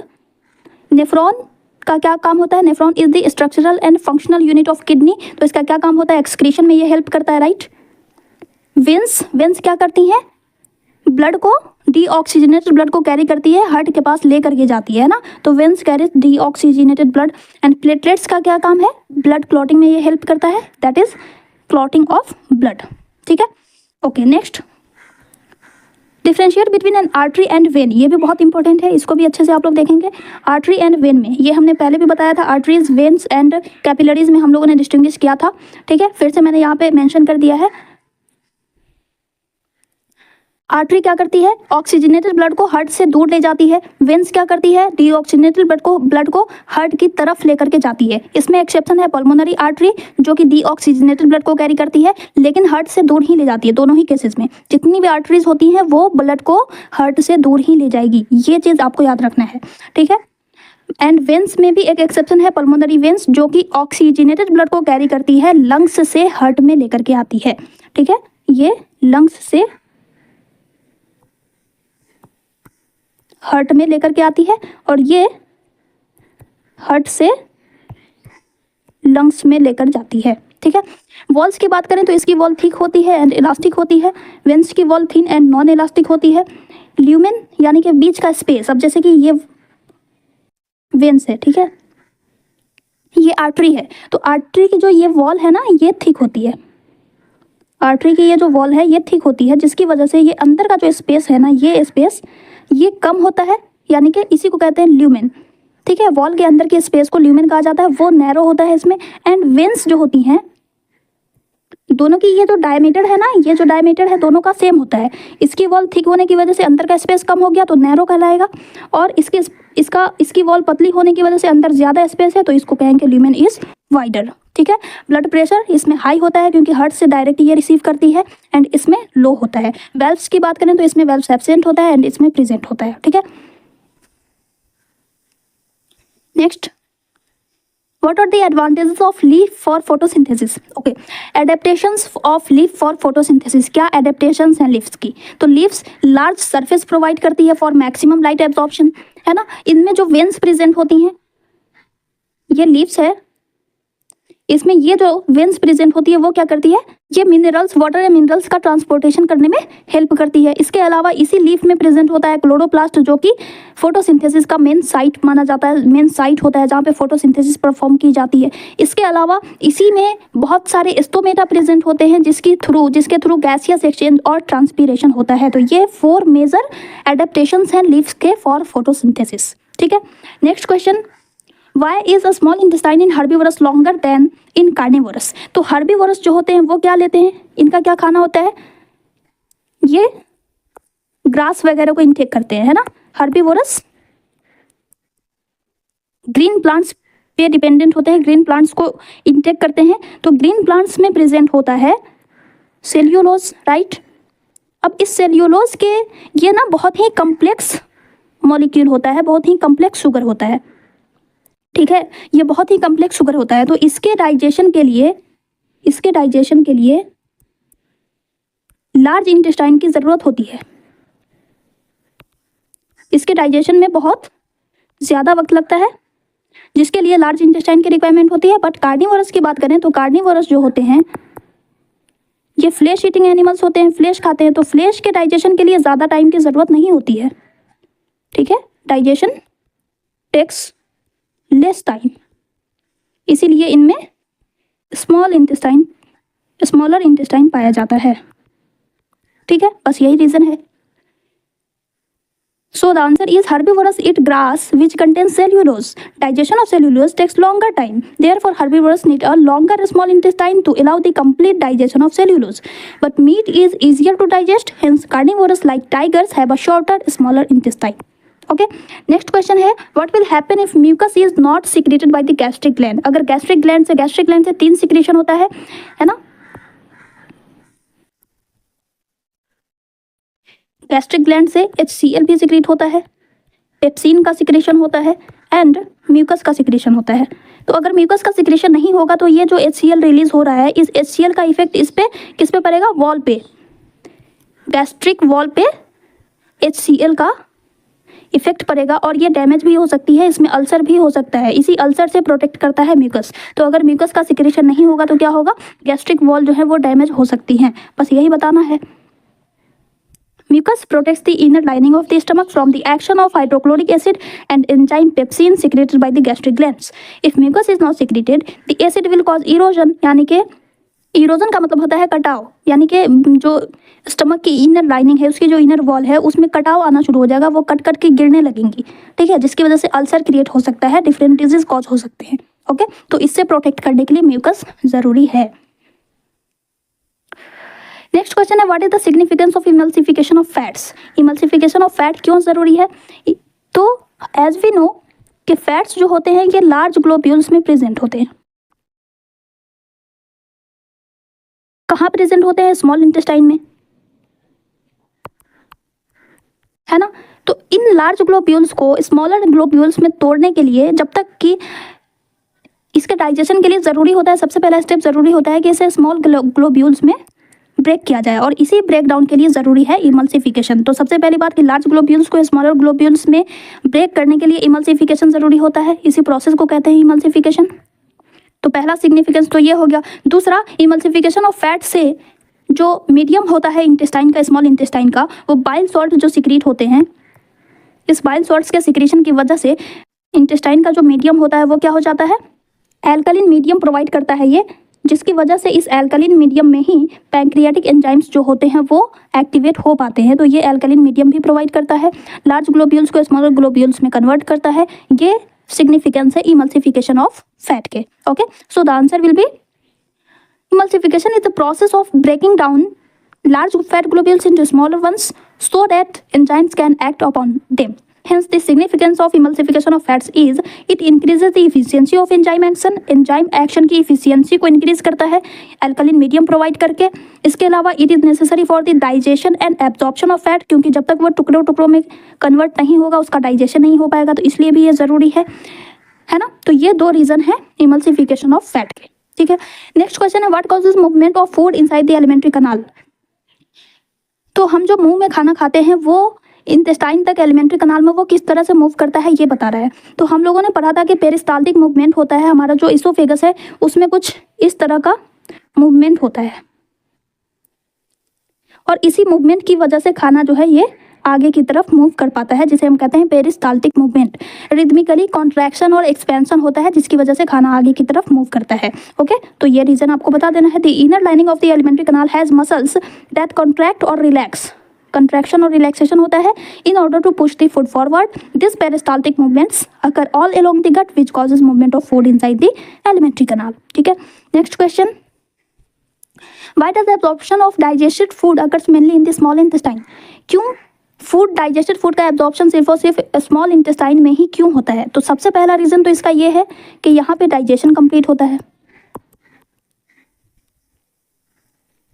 यहाँ पे डाइजेशन कंप्लीट होता है, इसलिए यहीं पर एब्जॉर्प्शन भी स्टार्ट होगा। दूसरा रीज़न इसका ये हो सकता है कि इसमें विलाई प्रेजेंट होता है जो कि लार्ज सरफेस एरिया प्रोवाइड करता है फॉर एब्जॉर्प्शन। बेटर एब्जॉर्प्शन के लिए ये एक लार्ज सरफेस एरिया प्रोवाइड करता है। ये दूसरा रीजन हो गया। तीसरा रीजन हो गया कि इसी विलाई में प्रेजेंट होता है ब्लड कैपिलरीज, जो कि इस एब्जॉर्ब्ड फूड को लेकर के जाती हैं डिफरेंट सेल्स के पास पहुंच जाती हैं। तो ये तीन रीजन है जिसकी वजह से मेनली स्मॉल इंटेस्टाइन में ही एब्जॉर्प्शन होता है। Okay, so the answer will B absorption of digested food occur mainly in the small intestine due to the following reason. Digestion is completed in small intestine. Inner lining of a small intestine is provided with the villi, which increases the surface area. And third reason है the villi are richly supplied with blood vessels which take the absorbed food to each and every cells of the body. Okay. Next question है match the following. तो matching करने वाला भी question आपके लिए बहुत important है। Look at this, star mark मैंने कर दिया है। ठीक है, तो जितने भी स्टार मार्क वाले क्वेश्चन है ना उसे आप लोग अच्छे से देखेंगे। ठीक है, ओके। सो ग्रुप ए में दिया हुआ है ऑटोट्रॉफिक न्यूट्रिशन। ऑटोट्रॉफिक न्यूट्रिशन किस में होता है फ्रेंड्स? ग्रीन प्लांट्स में। हेट्रोट्रॉफिक किस में होगा? हर्बीवोरस में या फिर कार्निवोरस में या फिर ऑमनीवोरस में। तो इसमें हर्बीवोरस दिया हुआ है डियर, है ना, तो डियर हो जाएगा। पैरासाइटिक न्यूट्रिशन किस में होता है? लीच में होता है। डाइजेशन इन फूड बैक्टीरिया किस में होगा? अमीबा या पैरामीशियम। पैरामीशियम है ऑप्शन में, अगर अमीबा होता तो अमीबा भी इसका सही आंसर होता। ओके, नेक्स्ट क्वेश्चन है why the rate of breathing in aquatic organism much faster then in terrestrial organism. Aquatic organism में रेट ऑफ ब्रीदिंग जो है वो फास्टर होती है टेरेस्ट्रियल ऑर्गेनिज्म से। क्यों? इसका क्या रीजन है? तो जैसा कि मैंने बताया कि एक्वेटिक एनिमल्स जो होते हैं, एक्वेटिक ऑर्गेनिज्म जो होते हैं, चाहे वो प्लांट्स हो चाहे वो एनिमल्स हो, ये डिजॉल्व ऑक्सीजन इनटेक करते हैं, राइट। एंड डिजॉल्व ऑक्सीजन का जो अमाउंट होता है वो बहुत ही कम होता है as compare to gaseous oxygen. Atmosphere में जो ऑक्सीजन प्रेजेंट है उससे बहुत कम अमाउंट में वाटर में ऑक्सीजन प्रेजेंट होता है, जिसकी वजह से एक्वेटिक ऑर्गेनिज्म को जल्दी जल्दी सांस लेना पड़ता है ताकि वो ज़्यादा से ज़्यादा ऑक्सीजन इनहेल कर सके। इसीलिए इसमें जो रेट ऑफ ब्रीदिंग होती है वो फास्टर होती है। एंड टेरेस्ट्रियल ऑर्गेनिज्म में गैसियस ऑक्सीजन बिल्कुल अवेलेबल रहता है, बहुत अच्छे से अवेलेबल रहता है, इसलिए वो आराम आराम से सांस लेते हैं। Okay, so terrestrial organism can breathe the oxygen in the atmosphere, but aquatic animals need to use the oxygen dissolved in water, since the amount of dissolved oxygen is fairly low as compared to the amount of oxygen in the air. यही reason है कि rate of breathing in aquatic animals is much faster than that seen in the terrestrial organism. Okay, next question. अब यहाँ से circulatory system का question start होता है।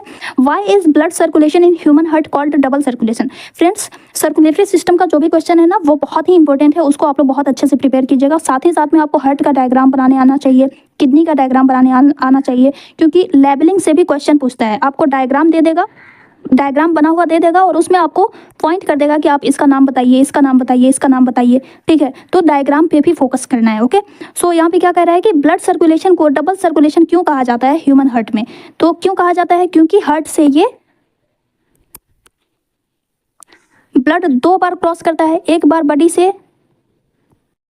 Deoxygenated blood लेकर के आता है ना, फिर ये हार्ट से क्रॉस करके कहाँ जाता है? लंग्स में। और फिर तो एक बार क्रॉस हो गया, ये एक साइकिल चली, यहाँ से हार्ट से राइट एट्रियम में गया है ना, बॉडी से ये हार्ट में किस एट्रियम में जाता है? राइट एट्रियम में। उसके बाद राइट एट्रियम से राइट वेंट्रिकल में जाता है, फिर राइट वेंट्रिकल से इसको भेज दिया जाता है किसके through? Deoxygenated blood right atrium में आया, राइट एट्रियम से राइट वेंट्रिकल में, राइट वेंट्रिकल से फिर इसको लेकर के जाती है pulmonary artery, deoxygenated blood heart से दूर लेकर के जाती है कहाँ? किसके पास? लंग्स के पास। फिर इस लंग्स से पल्मोनरी वेन जो होती है, ये पल्मोनरी वेन ऑक्सीजनेटेड ब्लड लेकर के आती है लेफ्ट एट्रियम में, फिर लेफ्ट एट्रियम से लेफ्ट वेंट्रिकल में, और फिर लेफ्ट वेंट्रिकल से कहाँ जाती है?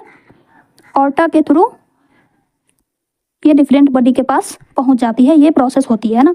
तो यहाँ पे एक साइकिल आप देख रहे हो, राइट वेंट्रिकल से ब्लड पंप हुआ, पल्मोनरी आर्टरी के थ्रू गया लंग्स में, और फिर इस लंग से आता है कहाँ? किसके पास? पल्मोनरी वेन के थ्रू आता है लेफ्ट एट्रियम में। यहाँ पर एक साइकिल कंप्लीट हुई, एक बार हार्ट से क्रॉस हुआ राइट वेंट्रिकल से लेकर के लेफ्ट एट्रियम तक, फिर लेफ्ट एट्रियम से ये निकल के जाता है लेफ्ट वेंट्रिकल में, ऑर्टा में, और फिर इस बॉडी के थ्रू ये कहाँ आता है?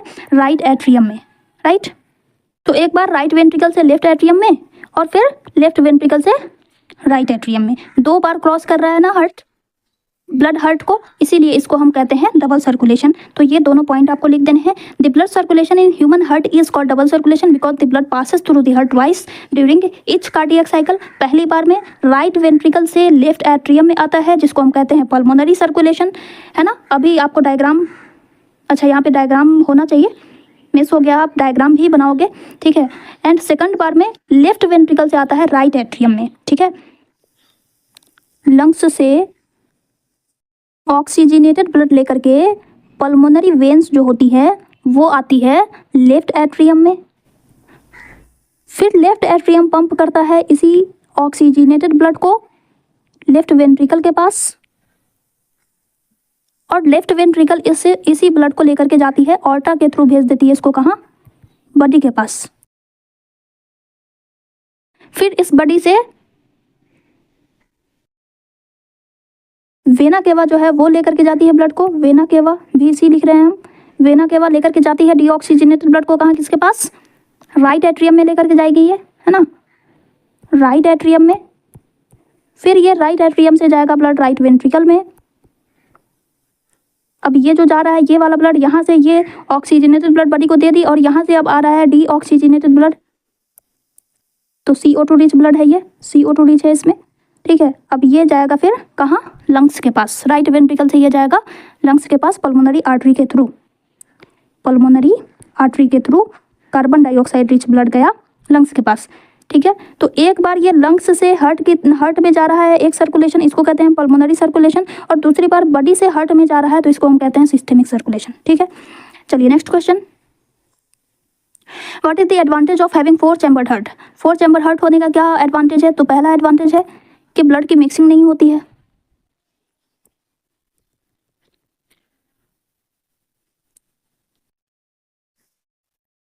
इससे ये प्रोटेक्ट करता है ना। और दूसरा एडवांटेज क्या हो सकता है इससे, कि ऑक्सीजन की इफिशिएंट सप्लाई होती है, क्योंकि अलग अलग ब्लड रहेगा तो जल्दी जल्दी सप्लाई होगी। और तीसरा, रेस्पिरेशन फास्ट होता है, तो एनर्जी प्रोडक्शन भी फास्ट होगा। ठीक है, तो ये रीजन है, ये एडवांटेज है। It ensures complete separation of oxygen and deoxygenated blood. It allows highly efficient supply of oxygen and it is useful to maintain body temperature. क्योंकि सेलुलर रेस्पिरेशन जल्दी जल्दी होगा तो बॉडी का टेम्परेचर मेंटेन रहेगा। ठीक है, next question, mention the major events during photosynthesis. तो फोटोसिंथेसिस के ड्यूरिंग 3 प्रोसेसेस होते हैं, 3 इवेंट्स होते हैं। पहला एब्जॉर्प्शन होता है लाइट का, right, absorption of light by chlorophyll, और इसी के साथ साथ कार्बन डाइऑक्साइड का भी एब्जॉर्प्शन हो जाता है स्टोमेटा के थ्रू, है ना। उसके बाद सेकंड स्टेप में हो जाता है, सेकंड इवेंट हो जाता है, इस लाइट के एब्जॉर्ब कर लेने के बाद क्या होता है, इस लाइट एनर्जी का कन्वर्जन होता है केमिकल एनर्जी में, और इस केमिकल एनर्जी की वजह से, इस केमिकल एनर्जी के प्रेजेंस में क्या होता है, वाटर मॉलिक्यूल का ब्रेकडाउन होता है, यानी हाइड्रोलिसिस होती है, और हाइड्रोजन और ऑक्सीजन दोनों अलग अलग हो जाते हैं, सेपरेट हो जाते हैं, स्प्लिट आउट हो जाते हैं, है ना। फिर थर्ड इवेंट होता है, थर्ड मेन इवेंट होता है जिसमें कि रिडक्शन होता है कार्बन डाइऑक्साइड का, रिडक्शन होता है, यानी कि हाइड्रोजन इसमें ऐड हो रहा है ना। तो जब रिडक्शन होता है तो क्या बनता है, ग्लूकोज, C6H12O6, इसमें हाइड्रोजन का एडिशन होता है, that is reduction of carbon dioxide, है ना। तो ये 3 मेजर इवेंट्स आपको बस यहाँ पे बता देने हैं। सो the answer will B, there are 3 major events: absorption of light energy by chlorophyll, conversion of light energy to chemical energy, and splitting of water molecules into hydrogen and oxygen, and reduction of carbon dioxide to carbohydrates. Okay, next question, in each of the following situations what happens to the rate of photosynthesis? यहाँ पे कुछ situation दिए हुए हैं, इसमें आपको बताना है कि रेट ऑफ फोटोसिंथेसिस क्या होगी, क्या इफेक्ट पड़ेगा फोटोसिंथेसिस पे। तो क्लाउडी डेज मतलब क्या, कि यहाँ पे सनलाइट की कमी होगी, लेस लाइट एनर्जी, राइट, कभी कभी धूप निकलेगी, कभी धूप नहीं निकलेगी। तो लाइट एनर्जी जब कम होगी तो एज वी नो के फोटोसिंथेसिस के लिए क्या क्या चीजें जरूरी होती हैं,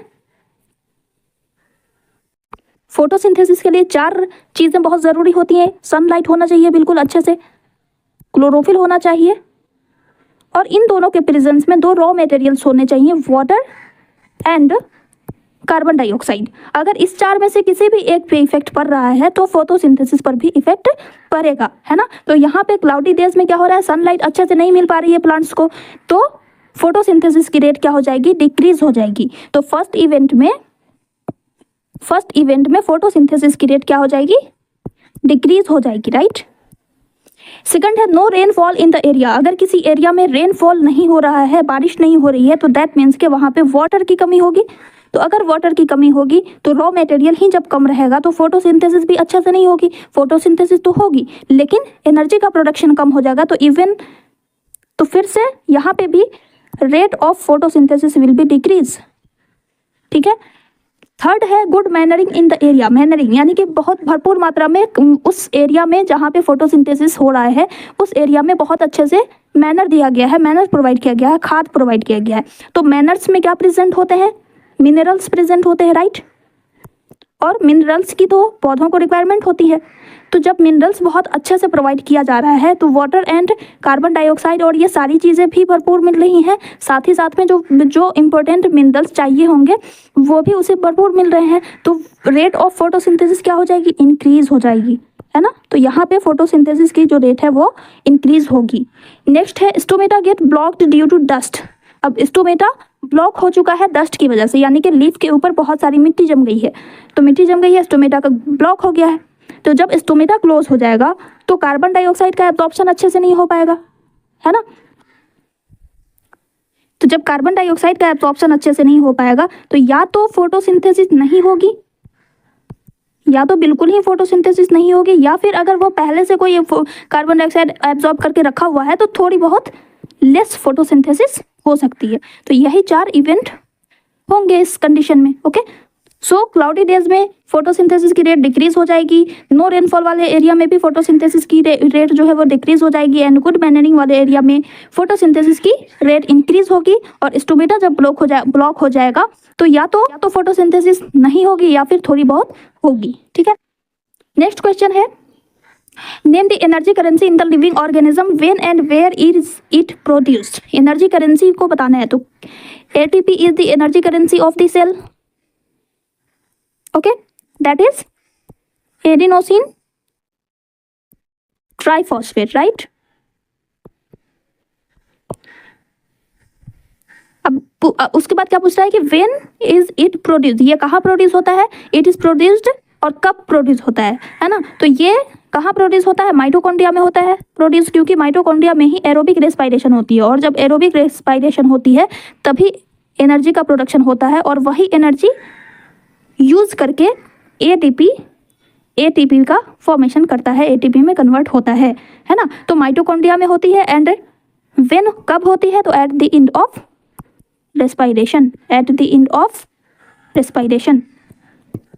ओके, तो यही इसका आंसर हो जाएगा। नेक्स्ट क्वेश्चन यहाँ पे दिया हुआ है कि what is common for Cuscuta, ticks and leeches. तो ये तीनों ही एग्जांपल आप देख सकते हो कि ये तीनों एग्जांपल पैरासाइटिक न्यूट्रिशन के हैं, पैरासाइट्स के हैं। ये तीनों क्या है, पैरासाइट्स है, राइट। यानी कि इसमें तीनों में कॉमन क्या चीज़ है कि इन तीनों में एक ही मोड ऑफ न्यूट्रिशन होता है, दैट इज पैरासाइटिक न्यूट्रिशन। ठीक है, सो आंसर यहाँ पे मैंने मेंशन कर दिया है। ATP is the energy currency in the living organism. It is produced at the end of respiration in mitochondria. The energy released during respiration is used to make an ATP molecule from ADP and inorganic phosphate. ठीक है, Cuscuta, ticks and lids all are parasites, that is organism which fits on another living organism. ठीक है, next question, explain the role of mouth in digestion of food. तो mouth का क्या काम होता है, इसमें 3 कंपोनेंट होते हैं, इसी में टीथ प्रेजेंट होता है जो कि क्रशिंग ऑफ फूड में हेल्प करता है, फूड को छोटे छोटे टुकड़ों में तोड़ने में हेल्प करता है ना। टंग, ये मिक्सिंग ऑफ फूड में हेल्प करता है, and most important salivary gland भी इसी बक्कल कैविटी में प्रेजेंट होता है, जिसमें से सलाइवा का सिक्रेशन होता है, और इसी सलाइवा में प्रेजेंट होता है सलाइवरी अमाइलेज एंजाइम, जो कि स्टार्च के फॉर्मेशन, स्टार्च के डाइजेशन के लिए रिस्पॉन्सिबल होता है। तो ये कुछ मेजर रोल होते हैं माउथ के। ओके, सो इसी को आंसर में लिख देना है। इन human beings food is ingested through the mouth. सबसे पहली बात कि इंजेक्शन के लिए भी माउथ का इंपॉर्टेंट रोल होता है। उसके बाद माउथ में ये सारी चीज़ें होती हैं, ये 3 कंपोनेंट्स जो हैं वो मेजर रोल प्ले करते हैं। ओके, वही बात है जो मैंने आपको बताई है। Next, what are the function of gastric gland present in the walls of stomach. तो गैस्ट्रिक ग्लैंड से स्टमक की वॉल में जो गैस्ट्रिक ग्लैंड्स प्रेजेंट होते हैं उनके क्या फंक्शन है। तो इस गैस्ट्रिक ग्लैंड से 3 सिक्रेशंस होते हैं, 3 मेजर सिक्रेशंस होते हैं। HCl, ये क्या करता है, ये एसिडिक मीडियम प्रोवाइड करता है, राइट। ये एसिडिक मीडियम प्रोवाइड करता है, जिसकी वजह से एंजाइम पेप्सिन, जो कि इनएक्टिव एंजाइम पेप्सिनोजेन के फॉर्म में रिलीज होता है, उस एंजाइम को एक्टिवेट करने के लिए ये एसिडिक मीडियम प्रोवाइड करता है। और इस HCl के प्रेजेंस में ये पेप्सिनोजेन जो है वो पेप्सिन में कन्वर्ट होता है, और तब जाकर के ये एक्टिव हो जाता है। ये एक्टिव स्टेट है और ये इनएक्टिव स्टेट है। ठीक है, उसके बाद थर्ड सिक्रेशन होता है म्यूकस का। ये क्या करता है, लुब्रिकेशन भी प्रोवाइड करता है, फूड को लुब्रिकेट करता है, यानी कि सॉफ्ट बनाता है। उसके अलावा ये प्रोटेक्शन भी प्रोवाइड करता है, गैस्ट्रिक वॉल्स को प्रोटेक्शन भी प्रोवाइड करता है। ठीक है, सो यहाँ पे आंसर है HCl, it makes the medium acidic so that enzyme pepsin becomes active. It kills germs. इसके अलावा ये germ को kill करने का भी काम करता है ना. Mucus, it protects the stomach wall from the action of HCl and enzyme pepsin. It begins the digestion of proteins to form smaller molecules. Okay. Next question. Match the following in column A with column B. Trypsin. Trypsin कहाँ से secrete होता है? Pancreas से secrete होता है, right. Amylase enzyme कहाँ से secrete होता है? पैंक्रियाज से भी सिक्रीट होता है और मेनली कहाँ से सिक्रीट होता है? सलाइवरी ग्लैंड से. ठीक है, तो यहाँ पे सलाइवा दिया हुआ है तो सबसे पहले हम सलाइवा को प्रीफर करेंगे. अगर सलाइवा नहीं रहेगा तो पैंक्रियाज को सेलेक्ट करेंगे. ठीक है, उसके बाद है बाइल. बाइल कहाँ से, किससे सिक्रीशन होता है बाइल का? लीवर से. पेप्सिन कहाँ से सिक्रीट होता है पेप्सिन का? गैस्ट्रिक ग्लैंड से. ओके. नेक्स्ट क्वेश्चन है name the correct substrates for the following enzymes. तो सबस्ट्रेट उसको कहा जाता है जिस पर कोई एंजाइम एक्ट करता है. जिस पर कोई एंजाइम एक्ट करता है उसे उसका सबस्ट्रेट कहते हैं. यानी कि अगर कोई एंजाइम है अमाइलेज, तो अमाइलेज किस पे एक्ट करता है? ये कार्बोहाइड्रेट पे एक्ट करता है, राइट. कार्बोहाइड्रेट पे. तो अमाइलेज का सबस्ट्रेट हुआ कार्बोहाइड्रेट. ठीक है, तो ये क्वेश्चन और ये क्वेश्चन दोनों बिल्कुल सेम ही है, बस तरीका अलग अलग है पूछने का. तो यहाँ पे भी वही आंसर होगा जो कि आपने ऊपर दिया है. ट्रिप्सिन किस पे एक्ट करता है? ये प्रोटीन पे, तो इसमें हो जाएगा आपका प्रोटीन. पेप्सिन ये भी प्रोटीन पे करता है, तो इसका भी आंसर प्रोटीन हो जाएगा. Amylase carbohydrate and lipase lipid. Lipid को ही फैट कहा जाता है, फैटी एसिड, फैट्स या लिपिड्स. ठीक है, fat. Okay. Next, What do veins have thin walls? Why do veins have thin walls as compared to arteries? Arteries से veins की wall जो होती है वो पतली क्यों होती है? क्योंकि इसमें प्रेशर से ब्लड फ्लो नहीं कर रहा होता है, इसीलिए होती है ना. आर्टरीज तो डायरेक्ट हार्ट से ब्लड को रिसीव करता है ना, तो ब्लड का फ्लो बहुत तेजी से होता है, हाई ब्लड प्रेशर रहता है, जिसकी वजह से उसकी वॉल थिक होती है ताकि वो उस प्रेशर को झेल सके. लेकिन वेंस में तो ऐसी बात नहीं है. वेंस में जब ब्लड आता है तो वो कहाँ से ये ब्लड को कैरी करती है? या तो ये लंग्स से कैरी करेगी या फिर बॉडी पार्ट से करेगी, तो वहाँ पे ब्लड का प्रेशर लो रहता है, इसलिए इसकी वॉल्स थिन होती है. नेक्स्ट क्वेश्चन है what will happen if platelets were absent in the blood. अगर प्लेटलेट्स नहीं रहेगा तो क्या होगा? नो ब्लड क्लॉटिंग होगी, क्योंकि प्लेटलेट्स ब्लड क्लॉटिंग में हेल्प करते हैं, है ना. तो ब्लड क्लॉटिंग नहीं होगी, जिसकी वजह से सीवियर कंडीशन हो सकती है. अगर कहीं पे भी कटफट हो गया, कोई डैमेजिंग हो गई, तो फिर डेथ भी हो सकती है, क्योंकि ब्लड क्लॉटिंग ही नहीं हो पाएगी अगर, तो ब्लीडिंग होती की होती रह जाएगी, और जब ब्लीडिंग होती रह जाएगी तो वो डेथ कॉज कर सकती है. ठीक है, तो आंसर हो जाएगा veins are thin walled blood vessels which carry deoxygenated blood from the all body parts. उनमें थिक वॉल्स इसलिए नहीं होती है क्योंकि उनमें जो ब्लड फ्लो कर रहा होता है वो लो प्रेशर में फ्लो कर रहा होता है. ठीक है, दूसरा दिया हुआ है यहाँ पे प्लेटलेट्स अगर नहीं होगा तो क्या होगा? ब्लड क्लॉटिंग अफेक्टेड होगी, जिसकी वजह से डेंजरस सिचुएशन हो सकती है. अगर कोई इंजरी हुई तो पूरा का पूरा ब्लड बह जाएगा, ब्लड कोगुलेशन नहीं होगी, जिसकी वजह से एक्सेसिव लॉस हो जाएगा ब्लड का, और घातक भी हो सकती है पर्सन के लिए, यानी कि मृत्यु भी हो सकती है उसकी. ठीक है. Next question, plants have low energy needs as compare to animals. Plants को एनिमल्स के कंपैरिजन में कम एनर्जी की रिक्वायरमेंट होती है. ऐसा क्यों?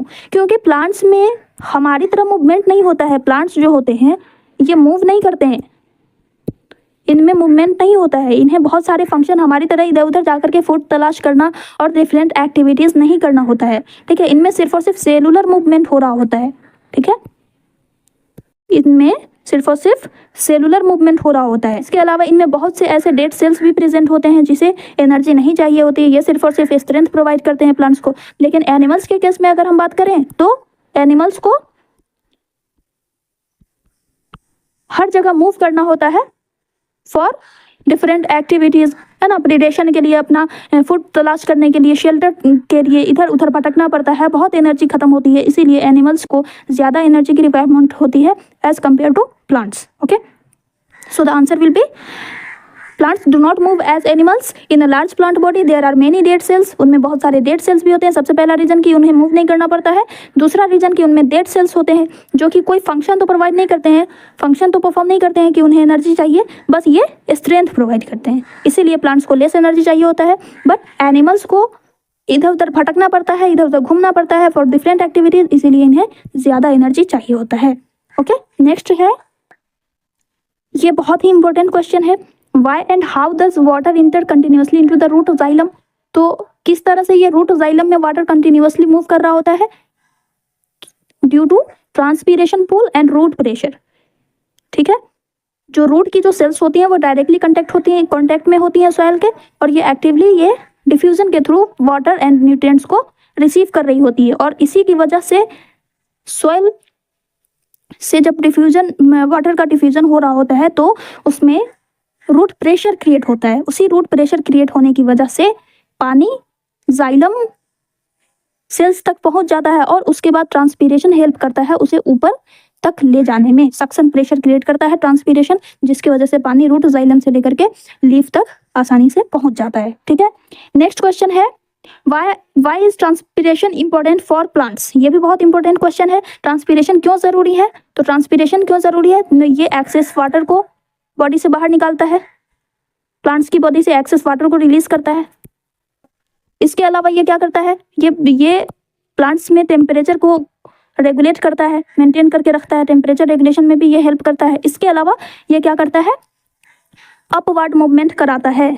सबसे most important, upward movement of water इसी की वजह से होता है। ठीक है, नेक्स्ट है how do leaves of plant help in excretion. Plants की जो लीव्स होती हैं वो एक्सक्रीशन में किस तरह से हेल्प करती हैं, तो लीफ का क्या काम है, अगर लीफ नहीं रहेगी तो लीफ में ही स्टोमेटा प्रेजेंट होता है, जिसकी वजह से गैसियस एक्सचेंज होता है प्लांट्स में।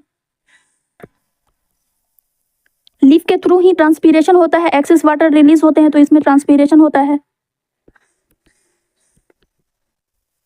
तो ये इंपॉर्टेंट रोल होता है लीव्स का। ओके, सो आंसर यहाँ पे मेंशन है। Transpiration is very important, it helps in the absorption and upward movement of water minerals, है ना, एब्जॉर्प्शन एंड अपवर्ड मूवमेंट में हेल्प करता है। It prevent the plant part from heating up, यानी कि ये टेम्परेचर को रेगुलेट करके रखता है, और it also aids to remove excess water in plants. और लीव्स क्या इंपॉर्टेंट रोल प्ले करते हैं, गैसियस वेस्ट जो भी होते हैं रेस्पिरेशन के और फोटोसिंथेसिस के, वो इन्हीं लीव्स में प्रेजेंट होता है। स्टोमेटा उसके थ्रू रिलीज होते हैं, और बहुत सारे एक्सक्रीटरी प्रोडक्ट्स होते हैं जो कि उस लीफ में जाके एक्यूमुलेट होते हैं, और वहां से वो शेडिंग के थ्रू रिमूव कर दिए जाते हैं। तो ये इंपॉर्टेंट रोल होता है लीव्स का। ओके, अब नेक्स्ट क्वेश्चन, अब यहाँ से स्टार्ट होता है long answer type question. Okay, long answer type question जितने भी हैं स्टूडेंट्स बहुत इंपॉर्टेंट है, इसे आप लोग बहुत अच्छे से देख लीजिएगा, और साथ ही साथ में फिगर प्रैक्टिस भी आपको करनी है। ठीक है, अच्छा, यहाँ पे मैंने ये मेंशन कर दिया है कि आपको जितने मार्क्स के क्वेश्चन पूछे जाएंगे उस हिसाब से आपको आंसर करना है। ठीक है, 3 मार्क्स का भी लॉन्ग आंसर पूछा जाता है, 5 मार्क्स का पहले पूछा जाता था। ठीक है, तो डिपेंड करता है कि कितने मार्क्स का क्वेश्चन है, उस हिसाब से आपको आंसर करना है। ठीक है, ज़्यादा लेंदी नहीं करना है, एक ही क्वेश्चन में ज़्यादा टाइम नहीं लगाना है, सारे क्वेश्चन को टच करना है, तो टाइम मैनेजमेंट बहुत ज़रूरी है। Okay, so first long answer question दिया हुआ है, explain the process of nutrition in amoeba. Amoeba के प्रोसेस को, न्यूट्रिशन किस तरह से होता है उस प्रोसेस को डिस्कस करना है यहाँ पे। ये हम लोगों ने ऑलरेडी पहले भी किया हुआ है। अमीबा में किस तरह का न्यूट्रिशन होता है, होलोजोइक न्यूट्रिशन होता है, राइट। और होलोजोइक न्यूट्रिशन जिसमें भी होता है तो ये 5 स्टेप्स में कंप्लीट होते हैं। पहला स्टेप इंजेशन, दूसरा डाइजेशन, तीसरा स्टेप होता है एब्जॉर्प्शन, चौथा स्टेप होता है एसिमिलेशन, एंड 5th स्टेप होता है इजेशन। इंजेशन में फूड इंटेक करते हैं, डाइजेशन में उसका डाइजेशन होता है, एब्जॉर्प्शन में एब्जॉर्ब किया जाता है डाइजेस्टेड फूड को, एसिमिलेशन में बॉडी सेल्स जो है उनका यूटिलाइज करती हैं, एंड उसके बाद जो वेस्ट मटेरियल बच जाते हैं उसे इजेशन के थ्रू बाहर कर दिया जाता है। तो ये 5 स्टेप्स होते हैं होलोजोइक न्यूट्रिशन के। ओके, तो इसे ही आपको एक्सप्लेन कर देना है। अमीबा इज थोड़ा सा हम पहले इसका ब्रीफ दे देंगे, उसके बाद हम स्टेप्स पे आएंगे, है ना। Amoeba is a unicellular organism which follow holozoic mode of nutrition. The process of nutrition is completed in the following 5 step. तो इसमें जो प्रोसेस हो रहा है, इनगल्फिंग की जो प्रोसेस हो रही है, फूड को जो इस तरह से इंटेक करते हैं ना, इसे कहा जाता है फैगोसाइटोसिस। ठीक है, उसके बाद आपको ये 5 स्टेप्स लिख देने हैं। ओके, नेक्स्ट क्वेश्चन दिया हुआ है, describe the alimentary kanal of man. Elementary कनाल को डिस्क्राइब करना है, तो यहाँ पे हम पूरे डाइजेशन की प्रोसेस को नहीं लिखेंगे, नहीं तो बहुत क्वेश्चन लेंदी हो जाएगा। ठीक है, तो सिर्फ आपको एलिमेंट्री कनाल में जो भी पार्ट होते हैं, एलिमेंट्री कनाल कहाँ से स्टार्ट होता है, उन पार्ट्स को ब्रीफ में डिस्कस करते हुए आगे बढ़ना है। ठीक है, सबसे पहले माउथ होता है, उसके बाद फेरिंग्स, उसके बाद ईसोफेगस, ईसोफेगस के बाद खाना आता है स्टमक में, स्टमक के बाद खाना आता है स्मॉल इंटेस्टाइन में, स्मॉल इंटेस्टाइन के बाद लार्ज इंटेस्टाइन में, और इसके बाद जो अनडाइजेस्टेड पार्ट होते हैं वो एनस के थ्रू एक्सक्रीट आउट कर दिए जाते हैं नाइट्रोजिनस वेस्ट फीसेस के रूप में, है ना। तो माउथ में सबसे पहले हमने इंटेक किया, इसमें बकल कैविटी प्रेजेंट होती है जिसमें 30% कार्बोहाइड्रेट का डाइजेशन हो जाता है। उसके बाद खाना पहुंचता है फेरिंग्स में, फेरिंग्स उसको भेजता है इसोफेगस में, इसोफेगस में पेरिस्टाल्टिक मूवमेंट होता है। तो इसका आपको बता देना है यहाँ पे थोड़ा सा कि इसमें पेरिस्टाल्टिक मूवमेंट होता है। उसके बाद खाना स्टमक में जाता है, स्टमक में यहाँ पे 50% प्रोटीन का डाइजेशन हो जाता है, पेप्सिन प्रेजेंट होता है, HCl प्रेजेंट होता है। ये एक जे शेप्ड ऑर्गन होता है ना। लुक एट दिस, ये जे शेप्ड ऑर्गन होता है। उसके बाद स्मॉल इंटेस्टाइन में खाना आता है जहाँ पे 70% कार्बोहाइड्रेट का और बाकी जो भी प्रेजेंट होते हैं 50% प्रोटीन का और ज़्यादा से ज़्यादा फैट्स का डाइजेशन स्मॉल इंटेस्टाइन में ही होता है। उसके बाद जो अनडाइजेस्टेड पार्ट होते हैं वो लार्ज इंटेस्टाइन में आ जाते हैं, लार्ज इंटेस्टाइन के रेक्टम में आकर के स्टोर हो जाते हैं और वहाँ से सिग्नल मिलने पे ये एनस के थ्रू एक्सक्रीट आउट कर दिए जाते हैं। तो बिल्कुल ब्रीफ से आपको बिल्कुल ब्रीफ में बता देना है, ठीक है। ये बहुत ही इंपॉर्टेंट है, इसको भी आप लोग अच्छे से प्रैक्टिस कीजिएगा। इसके डायग्राम की अच्छे से आपको प्रैक्टिस करनी है।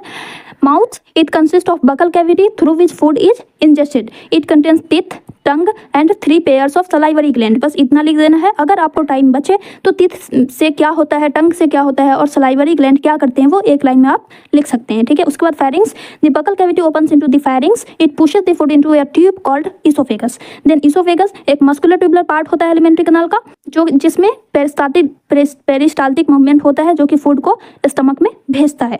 उसके बाद स्टमक एक J shaped sac like muscular organ है जिसमें से गैस्ट्रिक जूसेस का सिक्रेशन होता है जो कि डाइजेशन में हेल्प करते हैं।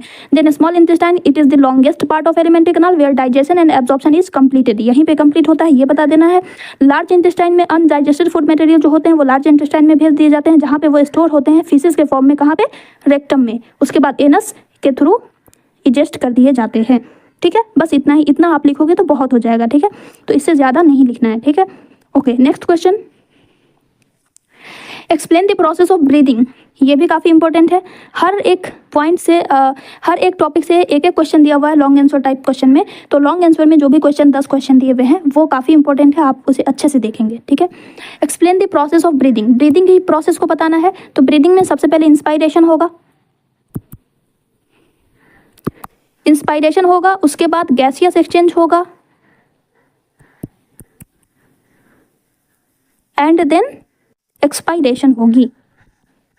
बस ये 3 इवेंट आपको बता देने हैं। इंस्पायरेशन में क्या होता है, जब हम सांस लेते हैं तो रिब्स जो होती हैं हमारी वो ऊपर की तरफ और आगे की तरफ मूव करती है। रिब का मूवमेंट होता है किस तरफ, आउटवर्ड, बाहर की तरफ, एंड ऊपर की तरफ, राइट, अपवर्ड एंड आउटवर्ड।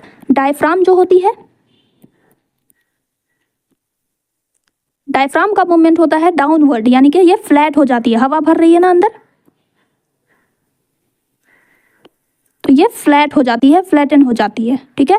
इसकी वजह से, इन दोनों के मूवमेंट होने की वजह से जो चेस्ट कैविटी होती है, ये जो चेस्ट कैविटी होती है ये क्या हो जाता है, लार्जर हो जाती है। चेस्ट कैविटी लार्जर हो जाती है। उसके बाद उस एल्वियोलाई में हवा भर जाती है। फिर उस एल्वियोलाई में बॉडी पार्ट से जो ब्लड लेकर के आता है कार्बन डाइऑक्साइड, उस कार्बन डाइऑक्साइड का एल्वियोलाई में डिफ्यूजन होता है और ऑक्सीजन का ब्लड सेल्स में डिफ्यूजन हो जाता है। फिर ये ब्लड ऑक्सीजनेटेड ब्लड को लेकर के आती है बॉडी के पास, वहाँ पे रेस्पायरेशन होता है, वहाँ से निकलता है कार्बन डाइऑक्साइड। फिर कार्बन डाइऑक्साइड जब निकलता है तो एक्सपायरेशन के थ्रू CO2 का रिलीज हो जाता है ना। तो इसमें जब एक्सपायरेशन हम करते हैं, जब हम सांस छोड़ते हैं तो उल्टा होता है, इंस्पायरेशन का जस्ट अपोजिट होगा। इसमें रिब्स का मूवमेंट इनवर्ड एंड डाउनवर्ड होता है, ठीक है। डायफ्राम जो होती है ये रिलैक्स करेगी। रिलैक्स करने का मतलब कि ये, यानी कि इसका जो शेप है ये अपने ओरिजिनल शेप में आ जाएगी, है ना, यानी ऊपर की तरफ मूव करेगी, अपवर्ड, ठीक है। यहीं पे कंफ्यूजन होता है, डायफ्राम कॉन्ट्रैक्ट कर रही है मतलब कि ये अपने शेप को चेंज कर रही है, नीचे की तरफ पुश हो रही है, और जब रिलैक्स करेगी तो ऊपर की तरफ जाएगी, अपनी जगह पे पोजीशन पे वापस होगी, ओके। इसके वजह से क्या होता है, चेस्ट की जो कैविटी होती है वो शॉर्टर हो जाती है, स्मॉलर हो जाती है और पूरा का पूरा एयर जो है वो बाहर एक्सपेल्ड आउट कर दिया जाता है, ठीक है। तो यही आंसर यहाँ पे मैंने लिख दिया है, आप यहाँ से गो थ्रू कर सकते हैं। सबसे पहले इंस्पायरेशन, फिर गैसियस एक्सचेंज, फिर एक्सपायरेशन, आप यहाँ से गो थ्रू कर सकते हो, ओके। नेक्स्ट क्वेश्चन है, explain the importance of soil for plant growth, ये ज़्यादा इंपॉर्टेंट नहीं है, ठीक है, ये ज़्यादा इंपॉर्टेंट नहीं है, सॉयल के इंपॉर्टेंस को बताना है। तो सॉयल जो है, सॉयल वो क्या करती है, ये प्लांट्स को एक बेस प्रोवाइड करती है ना, ग्रो करने के लिए एक बेस प्रोवाइड करती है। इसके अलावा इसी में वाटर प्रेजेंट होता है, वाटर एंड मिनरल्स प्लांट्स को कहाँ से मिलते हैं, सॉयल से मिलते हैं। तो यही तो इंपॉर्टेंट रोल होता है ना प्लांट ग्रोथ में। उसके अलावा इसमें कुछ बैक्टीरिया भी प्रेजेंट होते हैं। ये बैक्टीरिया क्या करते हैं, एटमॉस्फेयर में जो नाइट्रोजन प्रेजेंट होता है, एटमॉस्फेरिक नाइट्रोजन N2 के फॉर्म में, उस नाइट्रोजन को नाइट्राइट में कन्वर्ट करती है और इसी नाइट्राइट एंड नाइट्रेट को प्लांट्स एब्जॉर्ब कर पाते हैं, ले पाते हैं। तो ये 3 मेजर रोल होते हैं सॉइल के। उसके बाद आपको एलिमेंट्री कैनाल का डायग्राम ड्रा करना है और उसकी लेबलिंग करनी है। तो यहाँ पे ये दिया हुआ है, बिल्कुल एकदम साफ साफ अच्छे से बनाना है, सारी चीज़ों को अच्छे से मेंशन करना है, ठीक है। और ये इसमें सब तरफ से लेबलिंग की हुई है ना, आपको इस तरह से नहीं करना है, आपको ये डायग्राम बनाना है और सबकी लेबलिंग हमेशा राइट साइड में ही करनी है, ये रूल है, ठीक है। कभी भी हम लेबलिंग करते हैं तो हम अपने राइट साइड में करते हैं, ठीक है।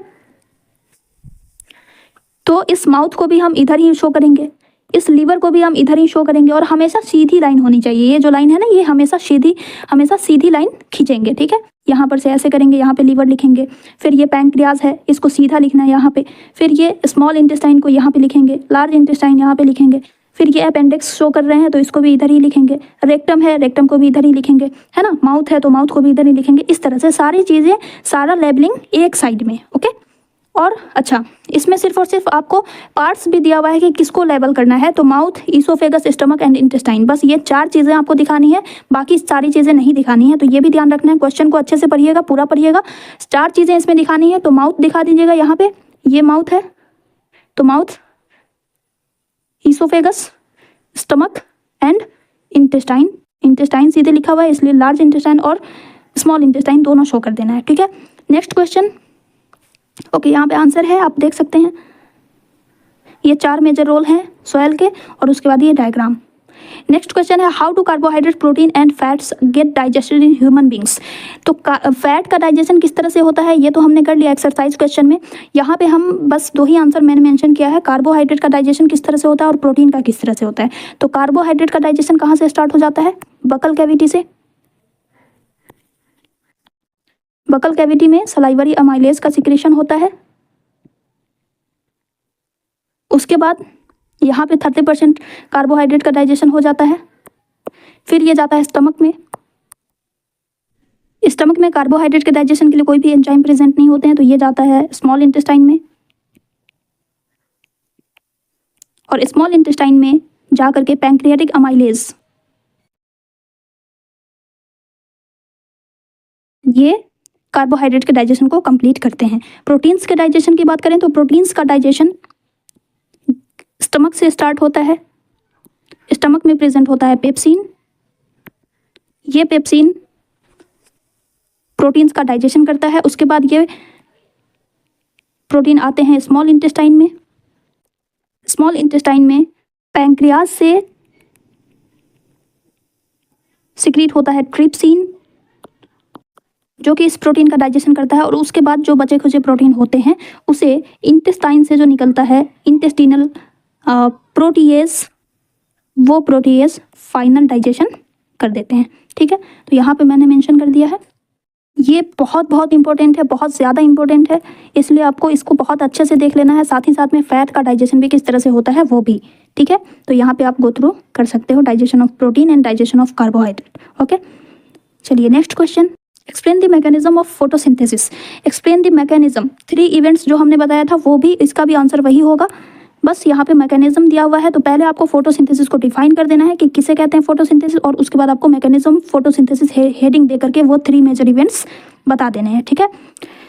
ये डिफिनेशन लिख देना है, ये इक्वेशन लिख देनी है, और उसके बाद मैकेनिज्म आपको 4 इवेंट्स बता देना है कि पहले सनलाइट का एब्जॉर्प्शन होता है, फिर वाटर किस तरह से लेते हैं प्लांट्स और कार्बन डाइऑक्साइड किस तरह से लेते हैं, देन लाइट एनर्जी का कन्वर्जन होता है, फिर वाटर मॉलिक्यूल्स का ब्रेक डाउन होता है, और उसके बाद जो हाइड्रोजन रिलीज होता है वो इस कार्बन डाइऑक्साइड से जा करके रिड्यूस हो जाता है, रिडक्शन हो जाता है, जिसकी वजह से ग्लूकोज बनता है और ऑक्सीजन रिलीज हो जाती है एटमॉस्फेयर में, ठीक है। Next, explain the 3 pathways of break down in living organism. 3 pathways जो होते हैं वो यहाँ पे आपको बताना है। तो सबसे पहले हम लिखेंगे कि किसी भी लिविंग ऑर्गेनिज्म में जो पाथवे होता है उसमें जो फर्स्ट स्टेप होता है ग्लूकोज से पायरुवेट में कन्वर्जन ये सभी में कॉमन होता है, और उसके बाद के जो पाथवे होते हैं वो ऑर्गेनिज्म पे डिपेंड करता है। ये 3 पाथवेज होते हैं, वो हमने यहाँ पे लिख देना है, ठीक है। First step is common to all, in which glucose जो कि 6 कार्बन मॉलिक्यूल है वो ब्रेक डाउन होता है 3 कार्बन मॉलिक्यूल्स में, और ये प्रोसेस साइटोप्लाज्म में होती है। Further break down of pyruvate is depends upon absence और प्रेजेंस ऑफ ऑक्सीजन, जिस उस बेसिस पे ये 3 प्रोसेस होती हैं, 3 पाथवेज होती हैं। अगर यीस्ट में हो रहा है तो पायरुवेट ब्रेक होकर के इथेनॉल एंड कार्बन डाइऑक्साइड देता है इन द एब्सेंस ऑफ ऑक्सीजन, और ये प्रोसेस साइटोप्लाज्म में होती है। मसल सेल्स में जब कभी हम फिजिकल एक्टिविटी कर रहे होते हैं तो मसल सेल्स को बहुत सारी एनर्जी चाहिए होती है, जिसकी वजह से ये वाला पाथवे फॉलो होता है, और पायरुवेट लैक्टिक एसिड में कन्वर्ट हो जाता है। एंड मोस्ट इंपॉर्टेंट जो कि ज़्यादा से ज़्यादा लिविंग ऑर्गेनिज्म में होती है वो ये प्रोसेस होती है, जिसमें ऑक्सीजन के प्रेजेंस में pyruvate carbon dioxide and water में ब्रेक होता है, और ये प्रोसेस माइटोकॉन्ड्रिया में होती है, ठीक है। नेक्स्ट, उसके बाद आपको ये पाथवे भी शो कर देना है इस तरह से, okay. Explain the flow of blood through the heart of human beings. अब ब्लड फ्लो को यहाँ पे बताना है, डिस्क्राइब करना है। पहले आपको ये डायग्राम बनाना है, ठीक है। किस तरह से हो रहा है, सबसे पहले लंग्स से ऑक्सीजनेटेड ब्लड आता है राइट एट्रियम में, राइट एट्रियम से राइट वेंट्रिकल में जाता है, फिर राइट वेंट्रिकल से पंप आउट हो जाता है, ऑर्टा में चला जाता है। ऑर्टा के थ्रू ये ब्लड ऑक्सीजनेटेड ब्लड बॉडी के बहुत बॉडी पार्ट्स में जाता है। बॉडी पार्ट्स से यहाँ पे रेस्पिरेशन की प्रोसेस होती है, कार्बन डाइऑक्साइड रिलीज होता है, फिर ये कार्बन डाइऑक्साइड कैरी करके ये ब्लड वेना केवा के थ्रू पहुँचती है राइट एट्रियम में, राइट एट्रियम से राइट वेंट्रिकल में, और राइट वेंट्रिकल से फिर ये पंप आउट हो जाती है कहाँ, लंग्स के पास, थ्रू पल्मोनरी आर्टरी, ठीक है। बस इसी को आपको यहाँ पे डिस्क्राइब कर देना है। डीऑक्सीजनेटेड ब्लड से हम स्टार्ट करेंगे। Deoxygenated blood from the body इंटर्स the hearts right atrium through 2 large veins called superior end inferior vena cava. जो बॉडी के अपर पार्ट से आ रही है उसको सुपेरियर वेना केवा कहते हैं, और जो नीचे से आ रही है उसको इन्फेरियर वेना केवा कहते हैं। फिर राइट एट्रियम में कॉन्ट्रैक्शन होता है और ब्लड पंप हो जाता है राइट वेंट्रिकल में। First step complete. उसके बाद पल्मोनरी आर्टरी जो होती है वो डीऑक्सीजनेटेड ब्लड को कैरी करती है राइट वेंट्रिकल से एंड लंग्स के पास ले जाती है फॉर ऑक्सीजनेशन यानी कि ऑक्सीजन कैरी करने के लिए। फिर वहाँ से ऑक्सीजनेटेड ब्लड लेकर के ब्लड जो है इंटर करता है लेफ्ट एट्रियम में, एंड वहाँ से फिर लेफ्ट वेंट्रिकल में पंप आउट कर दिया जाता है। फिर लेफ्ट वेंट्रिकल में कॉन्ट्रैक्शन होता है, हाई प्रेशर क्रिएट होता है, और ब्लड होल बॉडी पार्ट्स में ऑर्टा के थ्रू पंप आउट कर दिया जाता है, ठीक है। नेक्स्ट एंड लास्ट क्वेश्चन है, describe the process of urine formation in kidneys. Urine formation की क्या प्रोसेस होती है, पहले कहाँ पे होता है ये हमें बताना है। तो नेफ्रॉन में ये प्रोसेस होती है, तो इस नेफ्रॉन का आपको पिक्चर बनाना पड़ेगा, ठीक है। उसके बाद इस नेफ्रॉन में किस तरह से ये प्रोसेस होती है, तो सबसे पहले ब्लड अनफिल्टर्ड ब्लड लेकर के अफेरेंट आर्टेरियोल के थ्रू ये पहुंचता है ब्लड कहाँ, ग्लोमेरुलस में, ब्लड कैपिलरीज में, जहाँ पे हाई प्रेशर की वजह से ब्लड का फिल्ट्रेशन हो जाता है। फिर जो भी फिल्ट्रेट होते हैं जिसे हम कहते हैं इनिशियल फिल्ट्रेट, वो इनिशियल फिल्ट्रेट इस बाउमेंस कैप्सूल में एब्जॉर्ब कर लिए जाते हैं, और उस बाउमेंस कैप्सूल से ये आगे ट्यूब्यूल्स की तरफ बढ़ जाता है, इसमें फ्लो कर रहा होता है, एंड जो ब्लड में रह जाता है वो उस ब्लड के थ्रू ये इसी ट्यूब्यूल के आसपास फ्लो कर रहे होते हैं। नेक्स्ट स्टेप में फिर इसमें जो इस ट्यूब्यूल्स में जो फिल्ट्रेट फ्लो कर रहा होता है उसमें अगर कोई यूजफुल सब्सटेंसेस होते हैं उनका रीएब्जॉर्प्शन हो जाता है, और बाकी जो फाइनल फिल्ट्रेट बच जाता है वही यूरिन के फॉर्म में इसमें जा करके कलेक्टिंग डक्ट में कलेक्ट हो जाता है। बहुत सारे नेफ्रॉन्स से यूरिन का कलेक्शन इसमें हो जाता है, और ये कलेक्टिंग डक्ट आगे जा करके कहाँ ओपन हो जाता है, यूरेटर में, और फिर ये यूरेटर कैरी करके यूरिनरी ब्लैडर में ले जा करके इसको जमा कर देती है, ठीक है। तो आंसर हो जाएगा urine is formed in the nephrons. First step होता है ग्लोमेरुलर फिल्ट्रेशन का। The unfiltered blood flows through the glomerulus where blood gets filtered due to high pressure, और इस फिल्ट्रेशन की वजह से जो भी वाटर एंड मॉलिक्यूल्स होते हैं एक्सेप्ट ब्लड सेल्स वो सारे के सारे फोर्सफुली बाउमेंस कैप्सूल में एब्जॉर्ब हो जाते हैं, जिसे हम इनिशियल फिल्ट्रेट कहते हैं। फिर ये इनिशियल फिल्ट्रेट मूव कर जाता है इस रीनल ट्यूब्यूल्स की तरफ, ओके। First step complete. दूसरा स्टेप होता है रीएब्जॉर्प्शन का, जिसमें इसमें जो भी यूजफुल सब्सटेंसेस होते हैं जैसे कि glucose, amino acid, salt, water वगैरह, वो सब सेलेक्टिवली रीएब्जॉर्ब हो जाते हैं। सेलेक्टिवली रीएब्जॉर्ब यानी कि जितना जितने की ज़रूरत है, रिक्वायरमेंट है बॉडी को, उतना ही का रीअब्जॉर्प्शन होता है और बाकी के जो भी एक्स्ट्रा होते हैं वो इसी फिल्ट्रेट में छोड़ दिए जाते हैं। ठीक है, देन ये जो फाइनल फिल्ट्रेट बचता है उसी को यूरिन कहा जाता है और यही यूरिन आगे जा करके इसी ट्यूब से फ्लो करता हुआ डिस्टल कॉन्वोल्यूटेड ट्यूबल्स के पास पहुंचता है और उसके बाद ये कलेक्टिंग डक्ट में आ करके गिर जाता है। फिर यहाँ पर यूरेटर के थ्रू ये पहुंच जाता है यूरिनरी ब्लैडर में और वहाँ पे जाकर कलेक्ट हो जाता है।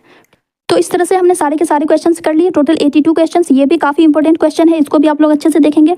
ठीक है, इस तरह से हमारा ये चैप्टर कंप्लीट हो जाता है। अब हम लोग नेक्स्ट लेक्चर स्टार्ट करेंगे, नेक्स्ट चैप्टर स्टार्ट करेंगे फिजिक्स का, that is light. Okay, till then take care, bye.